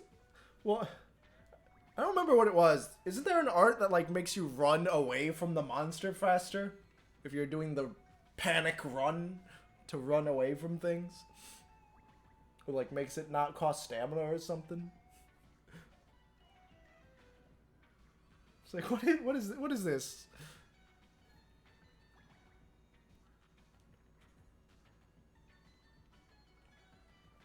Oh, and then there was Mass Combiner? Mass Combiner as an art? A bunch of the arts just, like, don't work in modern Monster Hunter. Escape Runner? Yeah, okay. Like, who's picking Escape Runner? And for what? Stop stamina depletion while running away. I guess you could maybe potentially use it on an egg quest. And while transporting items? Oh! Okay. So yeah, egg quest. The delivery style quests. Okay. Any of the haul quests?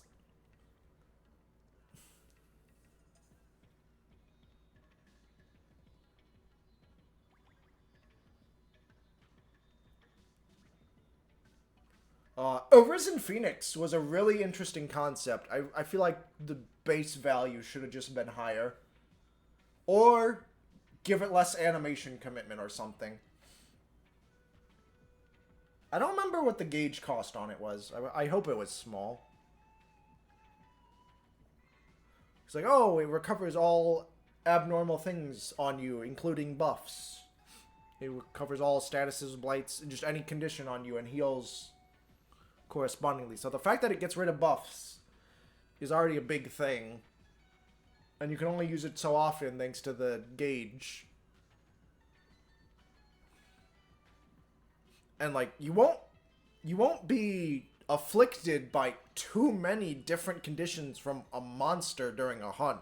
So a lot of those are going to be your buffs that are going to get peeled off to add to the health multiplier that it gets for taking more things off. So I feel like the base level should have been higher for the base level healing.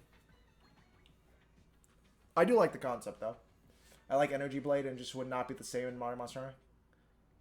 Since World S80 no longer uses up shield charge, Energy Blade is nice because it lets you dump files without using up shield charge. Yeah. Dude, I loved healing files. I ran healing files limit breaker on my charge blade for G and GU. It was so nice. Limit breaker was awesome, dude. Trying to remember the new things it got in GU.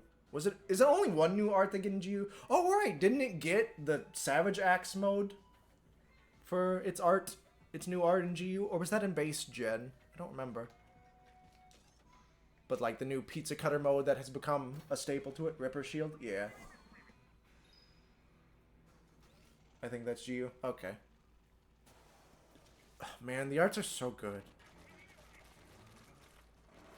Portable team, just give us more Sunbreak DLC and just add more of the frickin'... Just add more arts back in.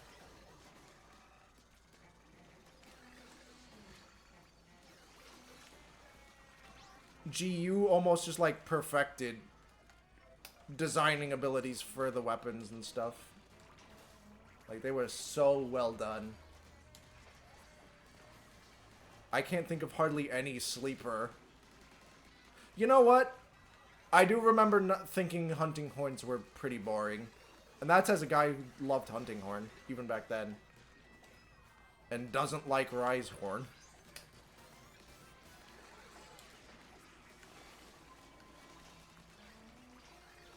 But I think a lot of the arts on hunting horn were boring. I like Invigoration. Invigoration's cool. Sonic Smash, I feel like, just, like, doesn't do enough. And then there's, like, Harmonize and Euphony and stuff. And a lot of those ones were like, hey, let's, like, automate hunting horn for you. And I'm like, that's not why I play hunting horn, is to have it automated away from me. I play it because I like the juggling the aspects of it. I think it's interesting.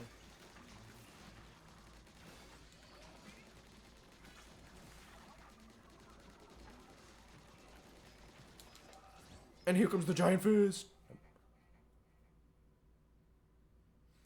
I think it's the last on the list. I think those are the new ones, yeah.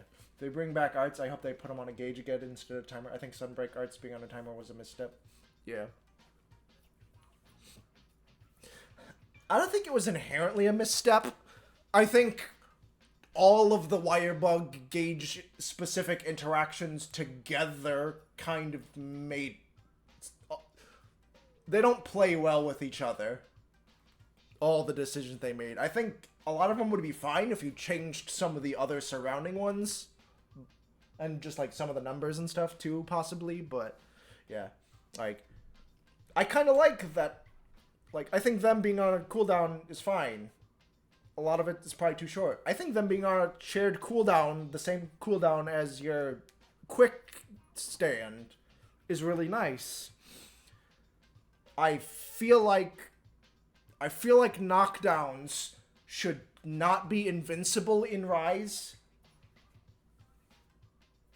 by default, so that you have to wirefall more to spend the gauge, and I think, like, the gauge should come back slower. Like, I think you could do a mixed system of have things, like, have the functional Wirebug, or whatever the gauge would be. You could be like, here's your adrenaline gauge, or just your hunter gauge, or whatever you want it to be, or Wirebug cooldown. I think you could have the resource slowly fill up over time that gets, like, bigger chunks added to it when you're, like, fighting and engaging with the monster and stuff. I think you could do a good hybrid system. And then again, like, work with wirefalls and, like, iframes and stuff.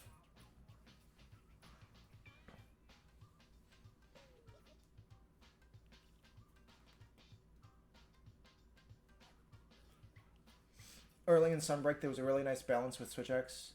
The new counter cost 2 Wirebugs. Yeah, so whenever you use Wirefall, you essentially turned off your ability to counter. Yeah.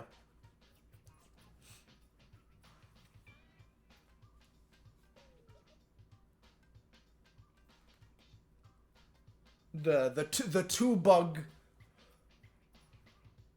A Silk Bind costing 2 bugs was very important early on. Now that all basically went out the window because they just gave you the ability to always have 3. But for a bit there, it was really well designed. Yeah.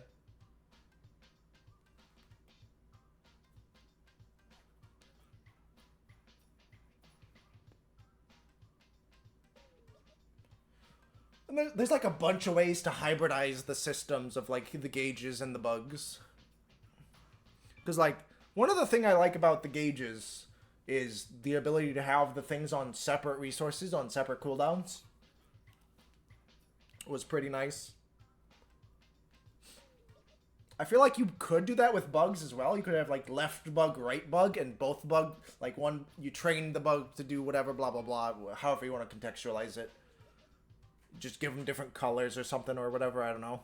You have a wire bug and a and a slinger fly or whatever, however you want to contextualize it, and one is for one type of silk bind, the other's for the other, but both could be used for wirefall or something. There's like a bunch of ways you could theory craft. I feel like that you could make good systems within, but yeah, again, I just think the entire environment around wirebug gauge management was all the different aspects and specifics that went into it made it not as good as it could have been.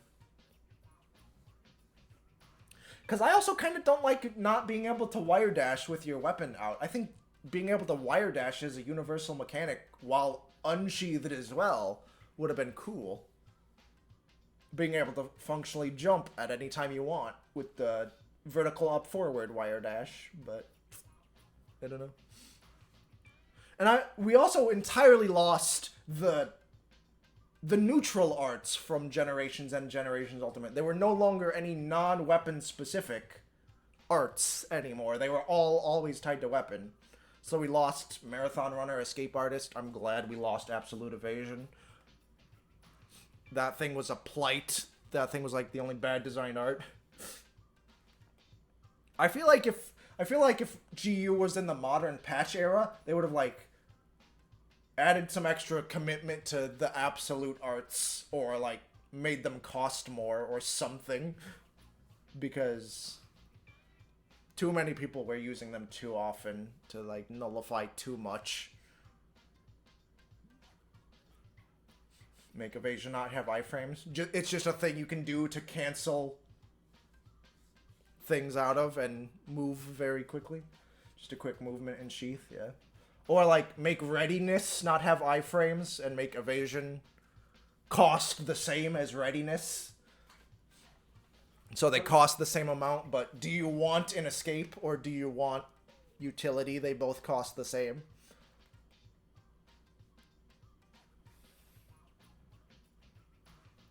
Dude, I love freaking castle walls and fortress walls are so funny. I love them. I love the design of the walls arts. It's so good. It's so funny.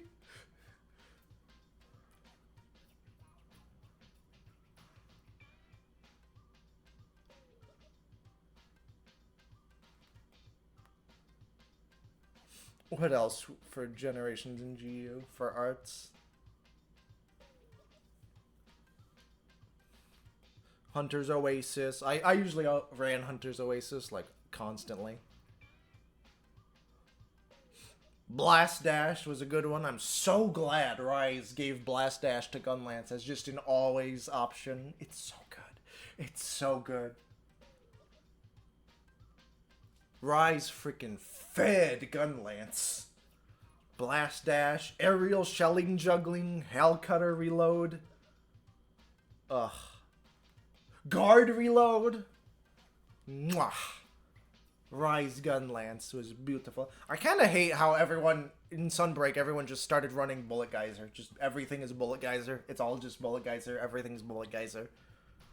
It's a bit lame.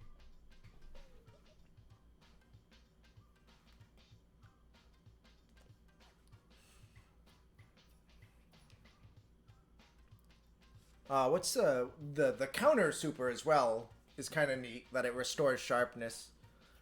I kind of wish it were like restored more or prevented you from losing sharpness over time for a little bit afterwards or something. It's nice, but I feel like it's not quite enough. Also, like, it's a really quick, like, the counter activates immediately, but it doesn't hold counter frames for very long, actually. I feel like it's one of the weaker counters in Rise and Sunbreak, which isn't bad per se. It's probably better balanced than them, but like, I kind of wish. I think it just needs a little bit of a buff somewhere. Hello, friend. I do seem pretty cool. Are you a bot? If you're a human, you won't get upset by that question because you know how rampant bots are. It'd be cool to play together and share tips. I'm on Discord. Oh no, you're a bot. Okay. Bye-bye. I should have just left those in, considering how much of the chat that takes up now. Does banning them do anything?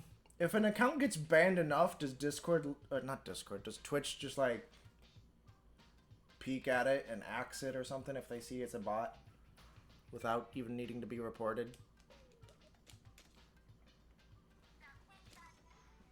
Because I feel like banning them's kind of pointless because it's always different bots every time. I don't know if there's something under the hood that makes banning them actually worthwhile. Why did I even bother?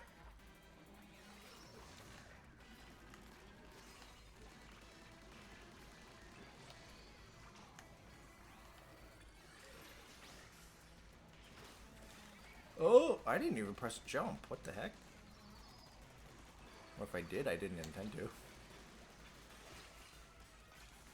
Dang it, that's not what I wanted. I can capitalize on it a bit.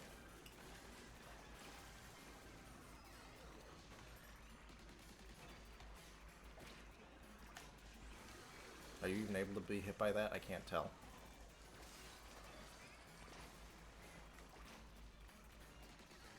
I can hit you from here. Awesome.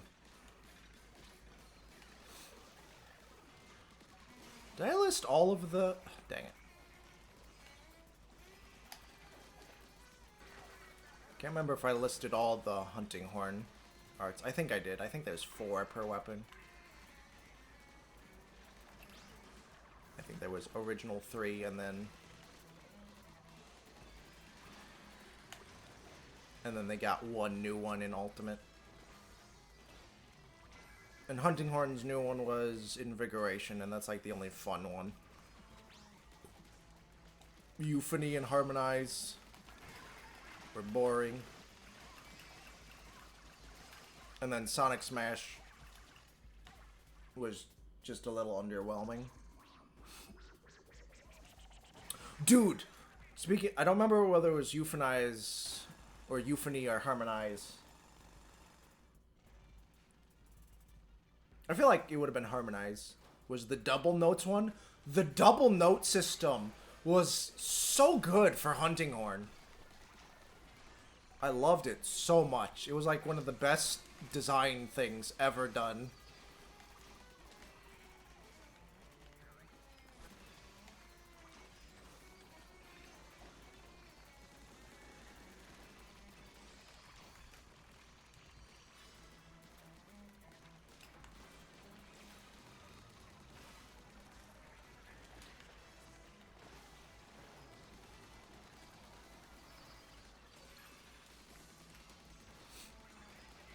I miss the old hits as well. Rise turning Hunting Horn into musical dual blades was so lame. Of just here's random blitzes of movement that don't mean anything, and they're all like what move you get is contingent on a prior one instead of the Hunting Horn system of here's the canned movements. You know what one you're getting when you do it. So you juggle like where the hitbox hits to and from with what note you need. You do that decision making instead of just clicking the buttons. And the song system in Rise as well. That's like one of the only huge missteps Rise made. Oh, there was an egg over there. But yeah, Sonic Smash just needed something more interesting going on. Harmonize probably should not have existed. And Euphony probably also shouldn't have existed. You could probably merge Euphony and Harmonize and like free up a slot for something more interesting.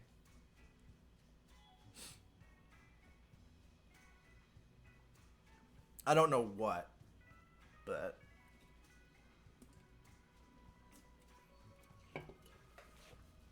You know what might have been a cool one?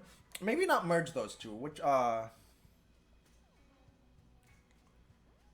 Euphony was play all your buffs, all your songs at the same time, but only for yourself, I believe. And then Harmonize was the double notes.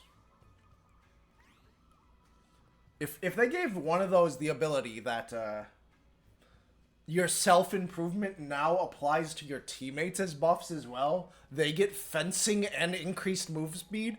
That would have been so cool. That would have been awesome. Greatsword being able to walk around with increased movement speed. Lance being able to walk around with increased movement speed. Gun Lance. Dude, hold on. Dude, hold on. I'm a genius. Dude. Let it stack. 4 hunting horns, moving at Mach 1. Speaking of stacking, that's another huge misstep Rise made. The Infernal Melody buff. Here's a gauge that you just build with hits, whatever, because we made the song system boring. Here's just a gauge that happens from hits that you play, and then you get a buff. You play, but the playing is tied to a move that you only get with the buff.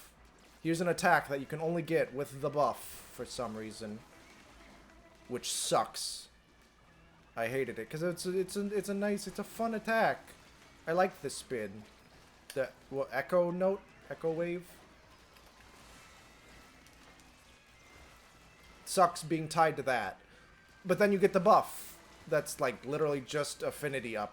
Meh, really boring. Whatever. Which is hilarious, because a bunch of people are already running, like, max affinity sets at endgame anyway, so it becomes completely useless.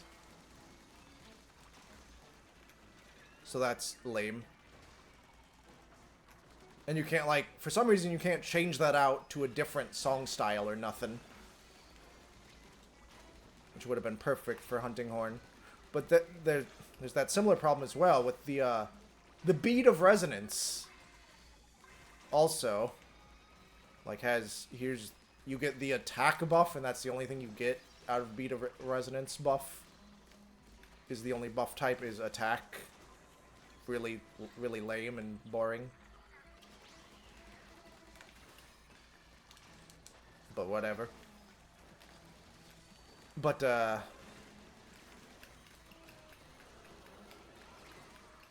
I thought I was in big man mode.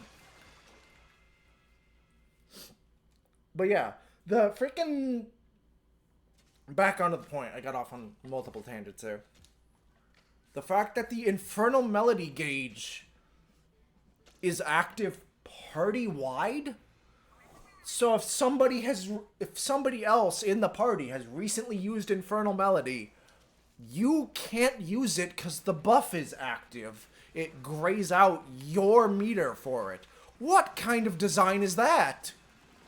I can't SAED because one of my friends is SAEDing. Who decided that? That is awful. That is awful design. It also stops, because it's grayed out, it's also the same thing that stops you from building it either. Oh, you're gonna stack too much affinity. Who cares? That's what the endgame became anyway. If you don't want us to stack affinity, then why do you have tons of abilities that feed into it? And it's one of, like, the best ways to get damage increase in this game, way more so than just actual damage up. What? That's wild. Yeah, you didn't know that? It's so awful. Yeah, I guess you almost play entirely solo, so I guess you wouldn't know. You wouldn't know. But yeah, I didn't realize at first either. I already had gripes playing Hunting Horn solo in Rise. I already didn't like what Rise did to Hunting Horn. But then that? Like, literally, who decided that? Who thought... I want a developer to explain that to me.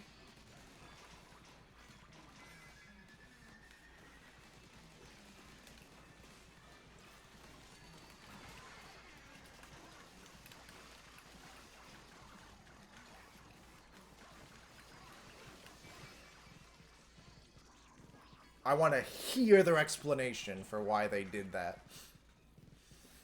Because it's awful. It's atrocious. Sorry, you can't start your charge or your two-charge slashing with your great sword. Somebody else is currently doing it. Me.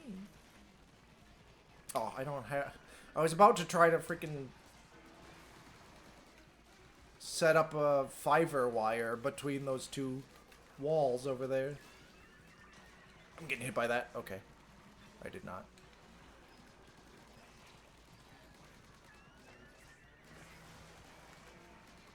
Dang.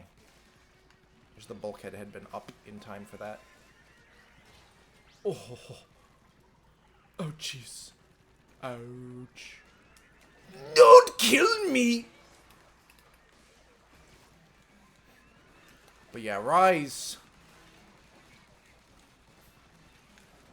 Rise did so much good for so many weapons, and then just absolutely farted on Hunting Horn, and I don't know why. They just took a huge dump on it. In so many different ways.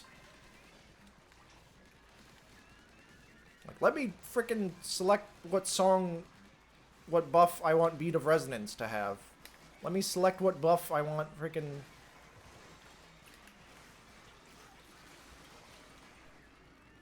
That's killing me. I can't move fast enough yet. Oh, I'm nowhere close. Yeah, I needed to get the big maws out of the way, and I just did not. Where even is Big Maws? Also, Beat of Resonance probably should have been stuck into the monster and not stuck on the ground, because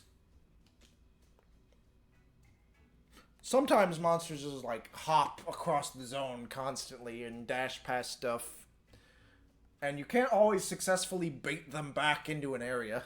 They might just sit back and throw projectiles. Especially in like an online multiplayer environment, which is like a thing they intentionally want you to do a lot in the game. Like, that is ick.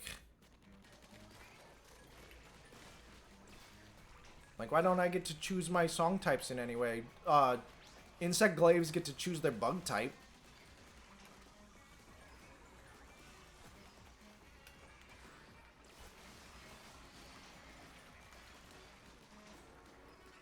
Maws somewhere, right? There it is. Whoa, okay, I splashed down on... I don't know if that canceled my splashdown hitbox.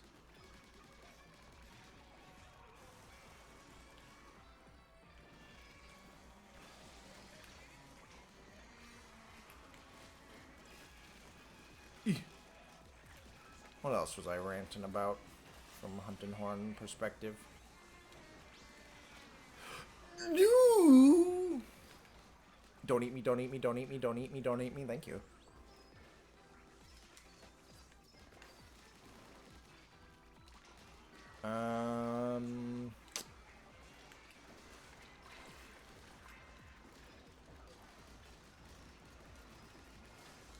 All the animation that changes that came with Invigoration were so good. They made Hunting Horn so swanky, and it was already really swanky. Oh, I was hoping that was gonna be enough to kill, so he would explode.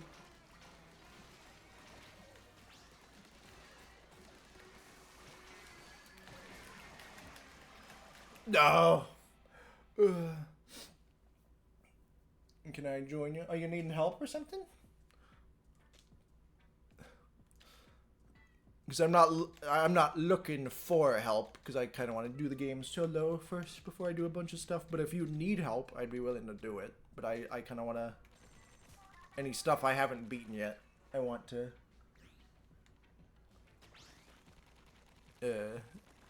be able to do myself. Did I haven't been checking. Yeah.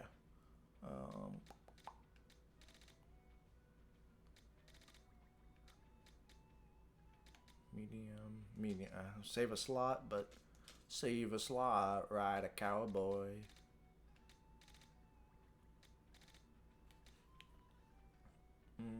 It said there was a new one.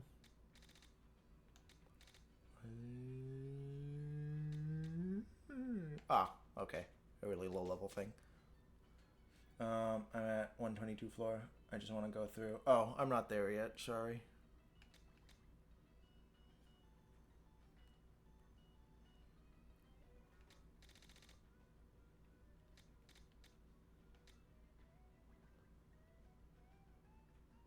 Oh, I don't run multi-step, right? I'm like, I don't run explosive step, but I do. I just don't run multi-step. I don't run Step of the Wind. I don't run... What is it? Do Johnny's dashes during Mistfinder have a name? I don't remember. They might not be listed as a separate move, actually. I think they might not be. They might not get a name. But yeah, the Mist Finer steps that come with Splatchet.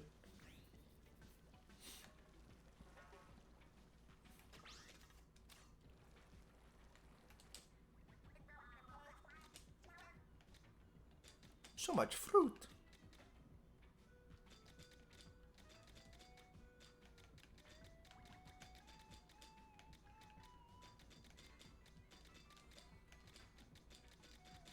Ooh, did I? Okay, wasn't sure if I had gotten that one.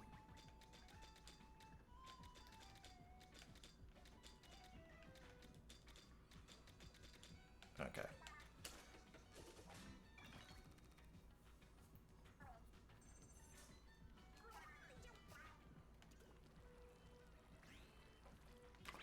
Do I have...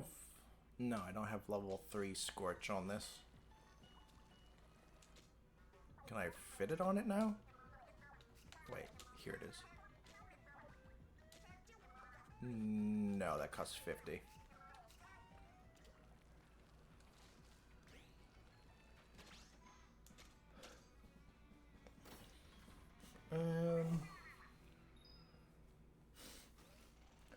I don't even know what the motion value on Sonic Smash was. Because it never seemed all that powerful to me. It seemed really underwhelming.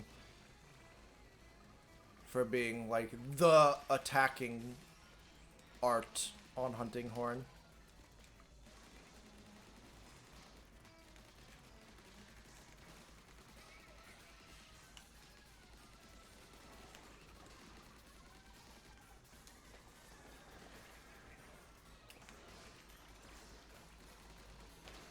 No, Bulkhead, come closer so I can use the killing of you to help deal with the big stack sting.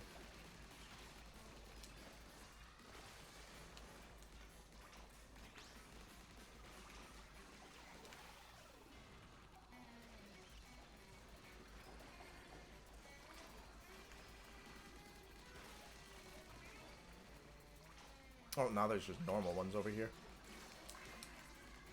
We're just normal fish.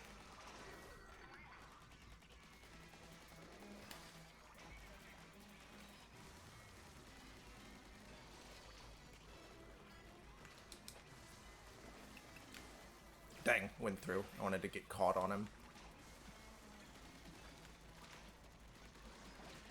Nope.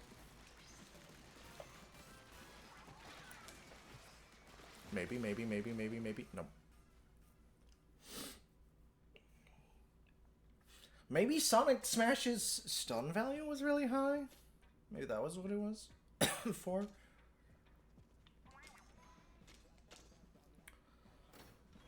Trying to remember what Hammer had. I know Hammer had Taunt on it, which was great.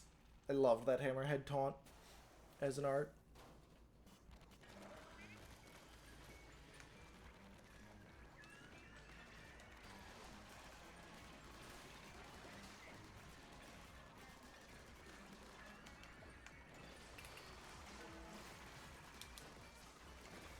Oh, let me out of that.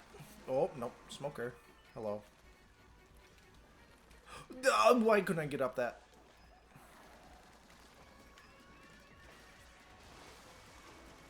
Another one? Or is he just in the lingering smoke? He's just in the lingering smoke, okay.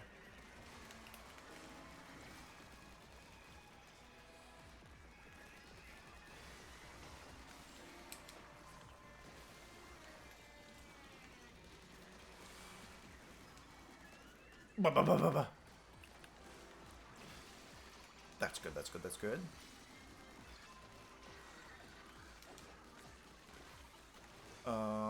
Missiles. Okay, there you are. Yeah, there was like... Ooh.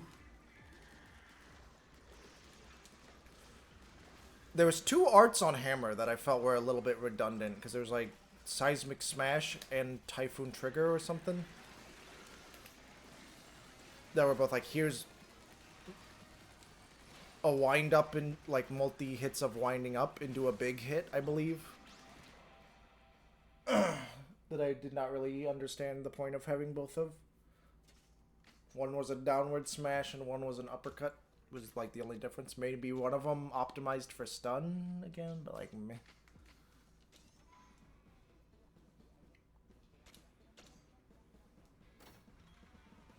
And then what was the last hammer thing? Oh, ooh, impact press. I loved impact press. Impact press was so good.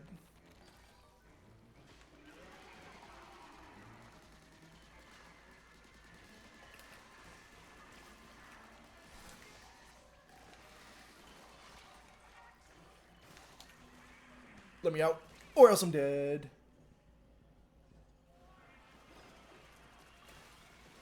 Where's the smoker even at? Hello.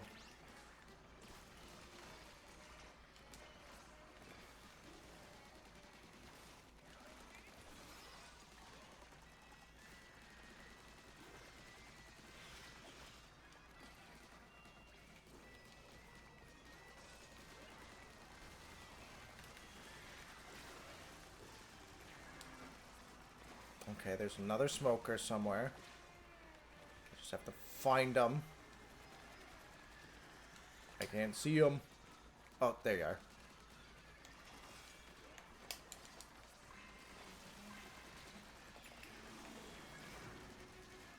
Oh, second one has joined the fray. That's so gonna kill me. That's so gonna kill me. That's so gonna kill me. Okay, I'm just not making time on this. Another smoker? Where?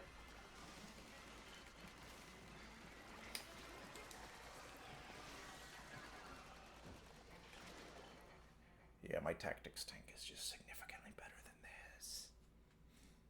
I'm missing a big freaking vortex damage up.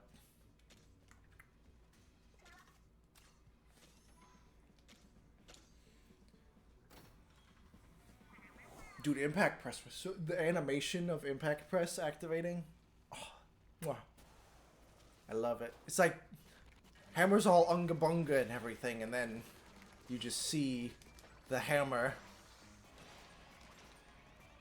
Watch what a hammer can do when they lock in.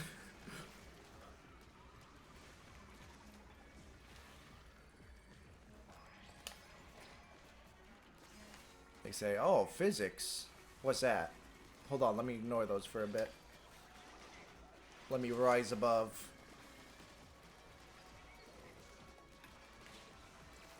Crud.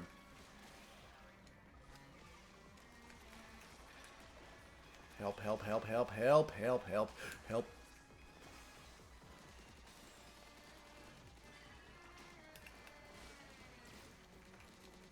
Oh, that's just a Kohawk.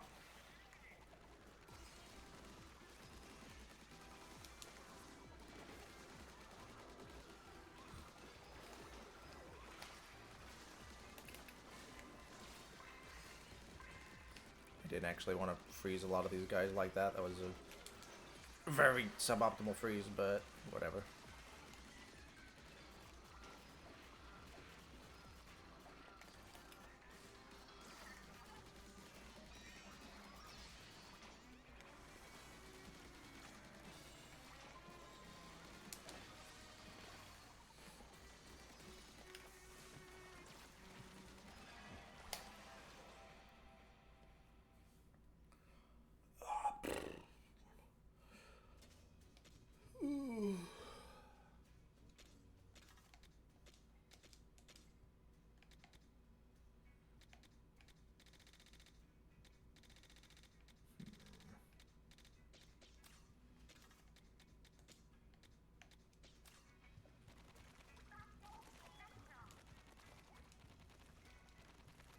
Here.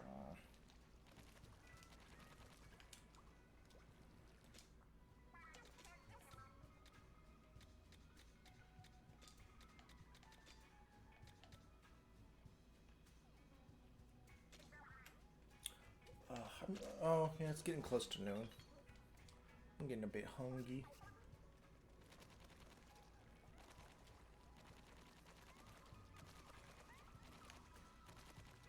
When's the Splatoon fighting game?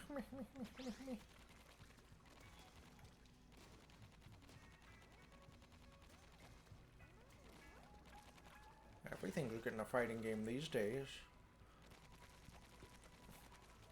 Avatar, Marvel's breaking out on their own. DC's had plenty.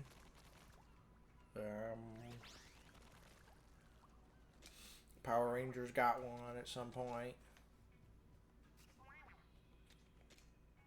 How many of these am I missing still? Oh, still a ton. Still almost 30.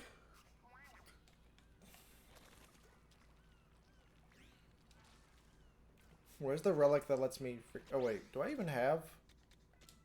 Okay, I was gonna say, do I have that on this tank? Do you have to turn that on tanks, since it's not?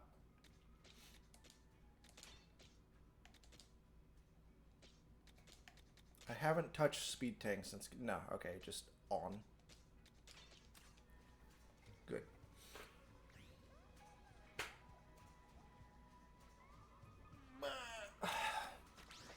Oops.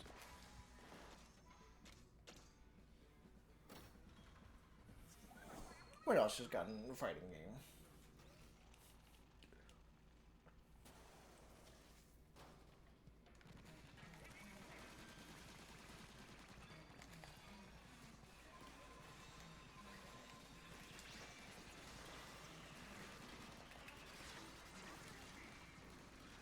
This is bad, this is bad, this is bad, bad, bad, this is very, very bad, bad, bad, this is very, very bad, bad, bad, this is bad, this is very bad.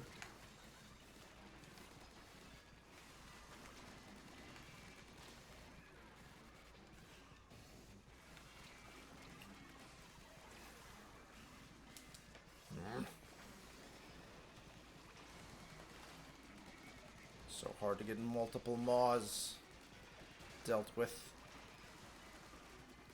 Varied breach timings and whatnot.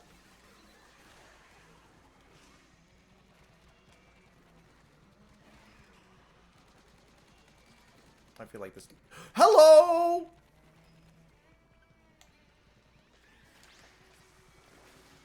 That's like the second time that's happened to me.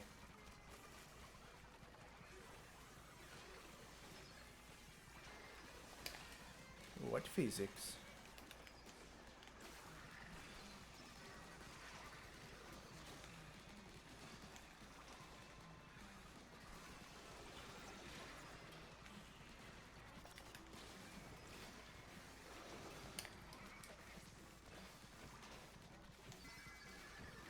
Nope, just barely.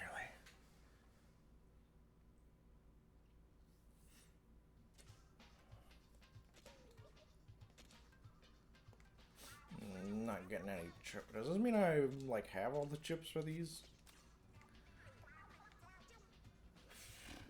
I might call it here since I'm getting hungry. Might go eat and take a break to rest my neck because having to turn over to the chat so often and sitting so long ain't great. But yeah, I might be back later today. Might wait until tomorrow. We'll see. Alright, I want to change off the gold. I wish I just wore a shirt underneath. I don't like decided to, like... I don't even mind the tummy being exposed that much. It's just like the top being so cinched and stuff. Up, like at the butt, because it's not the like the bottom, whatever that part would be called. You know, keeps the fabric from just being frayed at the ends and everything. It looks too tight. It looks annoying to wear. If they were like if it were a baggy top under, I think I wouldn't mind nearly as much. Yeah, these ones, like, they don't have the... Oh, only the ones with suspenders ever get that. Oh, this one's not, like, doesn't look too tight. It's got, like, little wrinkles that makes it look at least a little loose. But this one looks a little tight.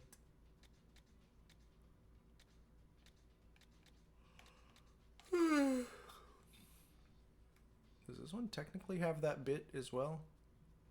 No, it's just like bunched up a bit. Okay.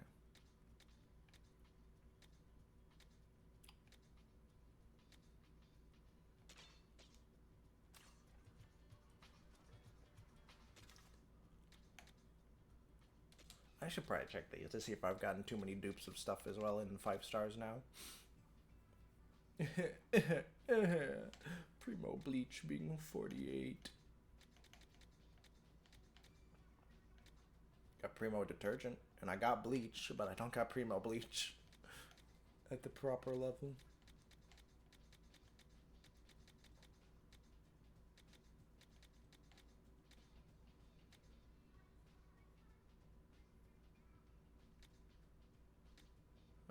Have I ever gotten a lifeguard one?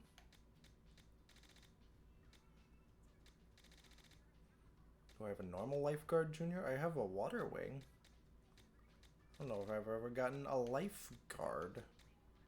Because they don't change names for going primo. So I don't know if I've ever seen a lifeguard one. Just normal lifeguard. I'm trying to tell what the thing is on the back of it. Because, like, you get there's a water wing, and the other one has a flamingo inflatable. This is some sort of inflatable, but, like, what exactly? That makes it a lifeguard. I cannot tell with all the stickers on it. Man, how many olive oils do I have? Olive oil, primo olive oil, primo olive oil, primo olive oil. Okay, I can scrap one of these.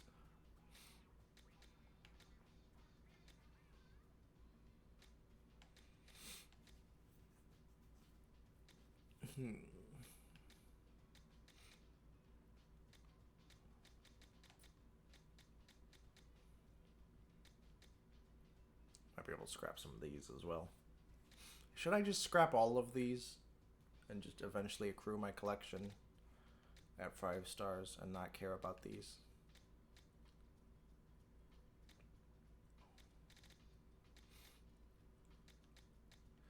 Maybe. What's the thing that makes you able to upgrade indefinitely? Is it being 5 stars or is it being level 50 when you get it? I don't remember.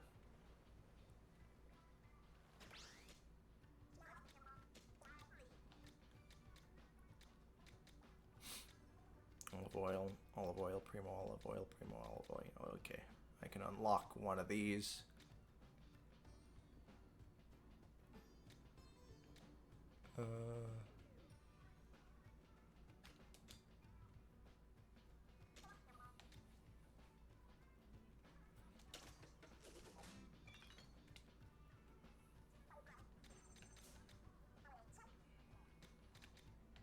Yeah, okay.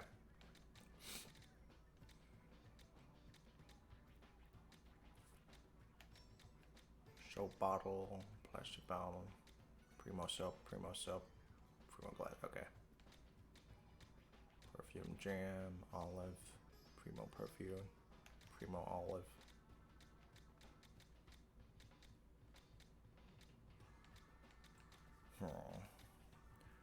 Detergent, cleaner. Oh, primo bleach.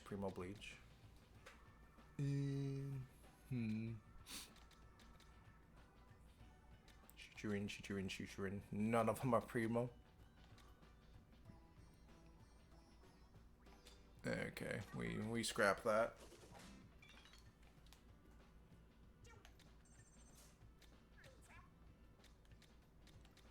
Primo racket, primo bamboo. Okay.